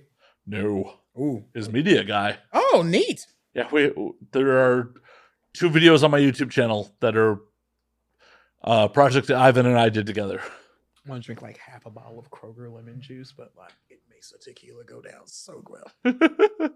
That's the reposado. Why do you need the lemon juice for that? Just because I want to give it some flavor. Like it actually tastes like the fucking pineapple candy now because there's like it's good booze, so it's actually dissolving. So it has a flavor versus me pouring all 3 of these other motherfuckers and like they just stayed same size cubes until I just poured this in the glass. I had been swirling, they stuck to the wall. I hit it with the ice cube trying to get it to knock off and they were like, no, we're just going to sit here and hang out for a minute. You just keep swirling, baby, okay? And nothing happened. And now they fall into the bottom. They won't come out the bottom and they're actually dissolving. So like little pineapple, little lemon juice, real smooth, super happy Mia. Not going to be happy in the morning. Like my stomach's going to... Future problems. Like, yeah, my stomach's going to wake up like a fucking... Oh, we're going to Cancers after this. Are you getting me a sandwich? Is Jay getting you a sandwich? No, Jay never gets me a sandwich. I usually get... Why is Jay not getting you a sandwich? Because he's my publicist. I pay for his shit. Yeah. He goes out into the harsh part of the world with social media blitzers such as yourself, and I don't have to deal with that shit. Someone messages me and they're like, hey, we'd like to do an interview with Mistress Mia. And I'm like, hey, speak to my publicist. I'm my own manager. But like, you speak to my publicist for all the things that like, I'm like, yeah, I don't feel like dealing. I don't know you people. And he knows literally if it happened in porn or kink or leather from like 95 until right now as we're sitting at this fucking table, Jay probably knows about it, know who was involved with it, can probably find a telephone number can stop by somebody's house and be like, hey, haven't seen you in a while. Was really wanting to introduce you to this new lady, Mistress Mia Darque, blah, blah, blah. And he does it in the kind of way where it doesn't come off as like, I'm being an asshole and I'm so goddamn big and you should totally want to be licking my ball sack right now while I'm telling you about this person that you've never met before in your fucking lifetime. And that's the kind of person I want to be on my team. I mean, if Jay says, hey, Matt, I would like to bring someone on your show, I don't think I've ever said no. Yeah, because Jay doesn't bring you bullshit people. Right, so, exactly. Like, yeah, and that's the whole thing. I like having a publicist who's worth his fucking salt. That's why he is my cat slave publicist, goddammit. And tomorrow I'm repacking my bags. We're going to sit at the home, drink wine, and watch the 3rd season of Harley Quinn because that's the way the good Lord intended. Hell yeah. But, Mia, believe it or not, we have been going for almost 2.5 hours. You know what? God damn it. So I will call last call on this motherfucker because I have to edit this shit. And I'm done. I need a burger and a cigarette. Oh, no, we're going to get you a pastrami sandwich. A pastrami sandwich. Pastrami. Pastrami. No, I want the corned beef fucking plate with the goddamn... I'm supposed to be making ribs tonight. Well, that's not happening. I can still do it. Oh, one, baby. This. Oh, yeah, we're going for ribs? All right. I'm making ribs. What'd you put for me? Ribs? You should come over to Jay's house when I come visit. Like, I've been doing steak. Okay. Where's my fucking invite? Things that happen while I'm at Jay's. I go grocery shopping for him. I buy all of his meat and stuff. I section everything off so they can be individual meals, and we stick everything in the freezer. And then when I come back, after I get done doing things like DomCon, Pride, and Dom Space stuff, and I come back over and I'm like, hey, baby, go ahead and take this out the fridge, like Mama said. And when I get there, I'll go ahead, we'll cut on the crock pot and we'll make this. Or then we'll finish them off in the oven. Or I'll parboil them with some white or some red wine. And then we stick them in the oven and douse them motherfuckers in barbecue sauce and they fall off the bone. The bones just part right out. Now I'm hungry. Oh, he's been missing out on all kind of food. I've done steaks, pasta. Stop! Oh no, the pasta primavera with all the fresh veggies and shit in it. Stop! I'm fucking hungry. I called last call. Fucking do the sign off. I'm fucking hungry now. Goddamn. I literally cooked all that food and uncooked food that I told you about inside of a hotel Marriott. I mean, not Hotel Marriott, but the Hilton LAX hotel. And like with no microwave, just crock pots and like a turkey roaster. Stop!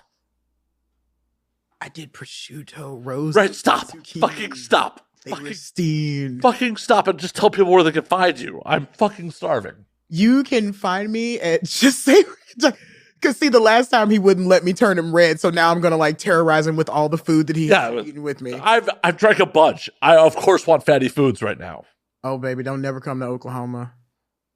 Why? I can literally walk around the corner, take $2,000, buy a whole fucking cow, pay another bill 50 to get it cut down, and literally have meat for an entire year and make you every single cut from cabeza to oxtails. That doesn't help right now. Right now, I need food. Okay, right now I will say you can find me at justsayred.com. If you want to come see me in person, I will be back in November 1st for my Femdom Events first event at Sanctuary Studios LAX. We will be having a cougar hunt meet and greet. That I'm not invited to. You need to be younger. Or I can't help what my parents had unprotected sex, god damn it. Well, then bring money and pretend like you're younger and just be like, it's premature gray. I could put you on the waiting list. Fuck that. Waiting list. Waiting list. Literally, the party is kind of expensive. It's not cheap, but like I'm bringing in ladies from across the United States, a couple from Texas, that kind of thing. And like, I have to admit, one of the other ladies is 6'3" like me. It's all good. I'm just saying, I'm not going on the waiting list. Like, I would rather be like, no, than versus being on the waiting list. You wouldn't be on the waiting list for me. Aw. I make you shrimp etouffee, spicy French fries. Aw, but you're already married. I'm in a polyamorous relationship. I can have as many husbands as I want. Not for my tax breaks. You can't have my tax breaks, but at least you would. No. You could say that I'm married to a semi-successful professional dominatrix. No, I want the tax breaks. You know what? You can't have the tax breaks. Then I'm out. Then I'm out. Then I'm fucking out. This whole thing across the table. You tell them where they can find you, because I'm out. I already did. If you would like to come and see me, I will be back. Like I said, November 1st at Sanctuary Studios, we'll be having the Femdom events at femdomevents.com, FEMDOMEVENTS.com, where you can purchase your tickets for any of our events between Dallas, Texas, and our new home base out of Sanctuary Studios LAX at Athens Way over in Gardena, California. We are Gardena, California. I keep wanting to add a IA on there like it's a fucking flower. You can also find me in New Orleans when we have DomCon. This will be number 7 in New Orleans this year. And I'm going to be there for that. I'm going to be there for that. He's saying that now. If something, anything. I mean, if my life keeps going how it is, I'll be dead by then. But yeah, I was like, we need to keep you alive. We're going to put you in one of them big ass fucking Orbeez hamster balls and shit. Like they be sliding people down on the hill. Oh man. I want to do that. I mean, I'm just thinking of like how much semen I'm going to have to clean up if I'm stuck in a hamster ball. I don't know. It depends on how excited you get or who the fuck they put in there. Well, I mean, at the end of the day, like I'm just not trying to get prostate cancer. It could be dude like in when we were in Vegas, like the guy who looks like he fucks your dad when they go shoot golf.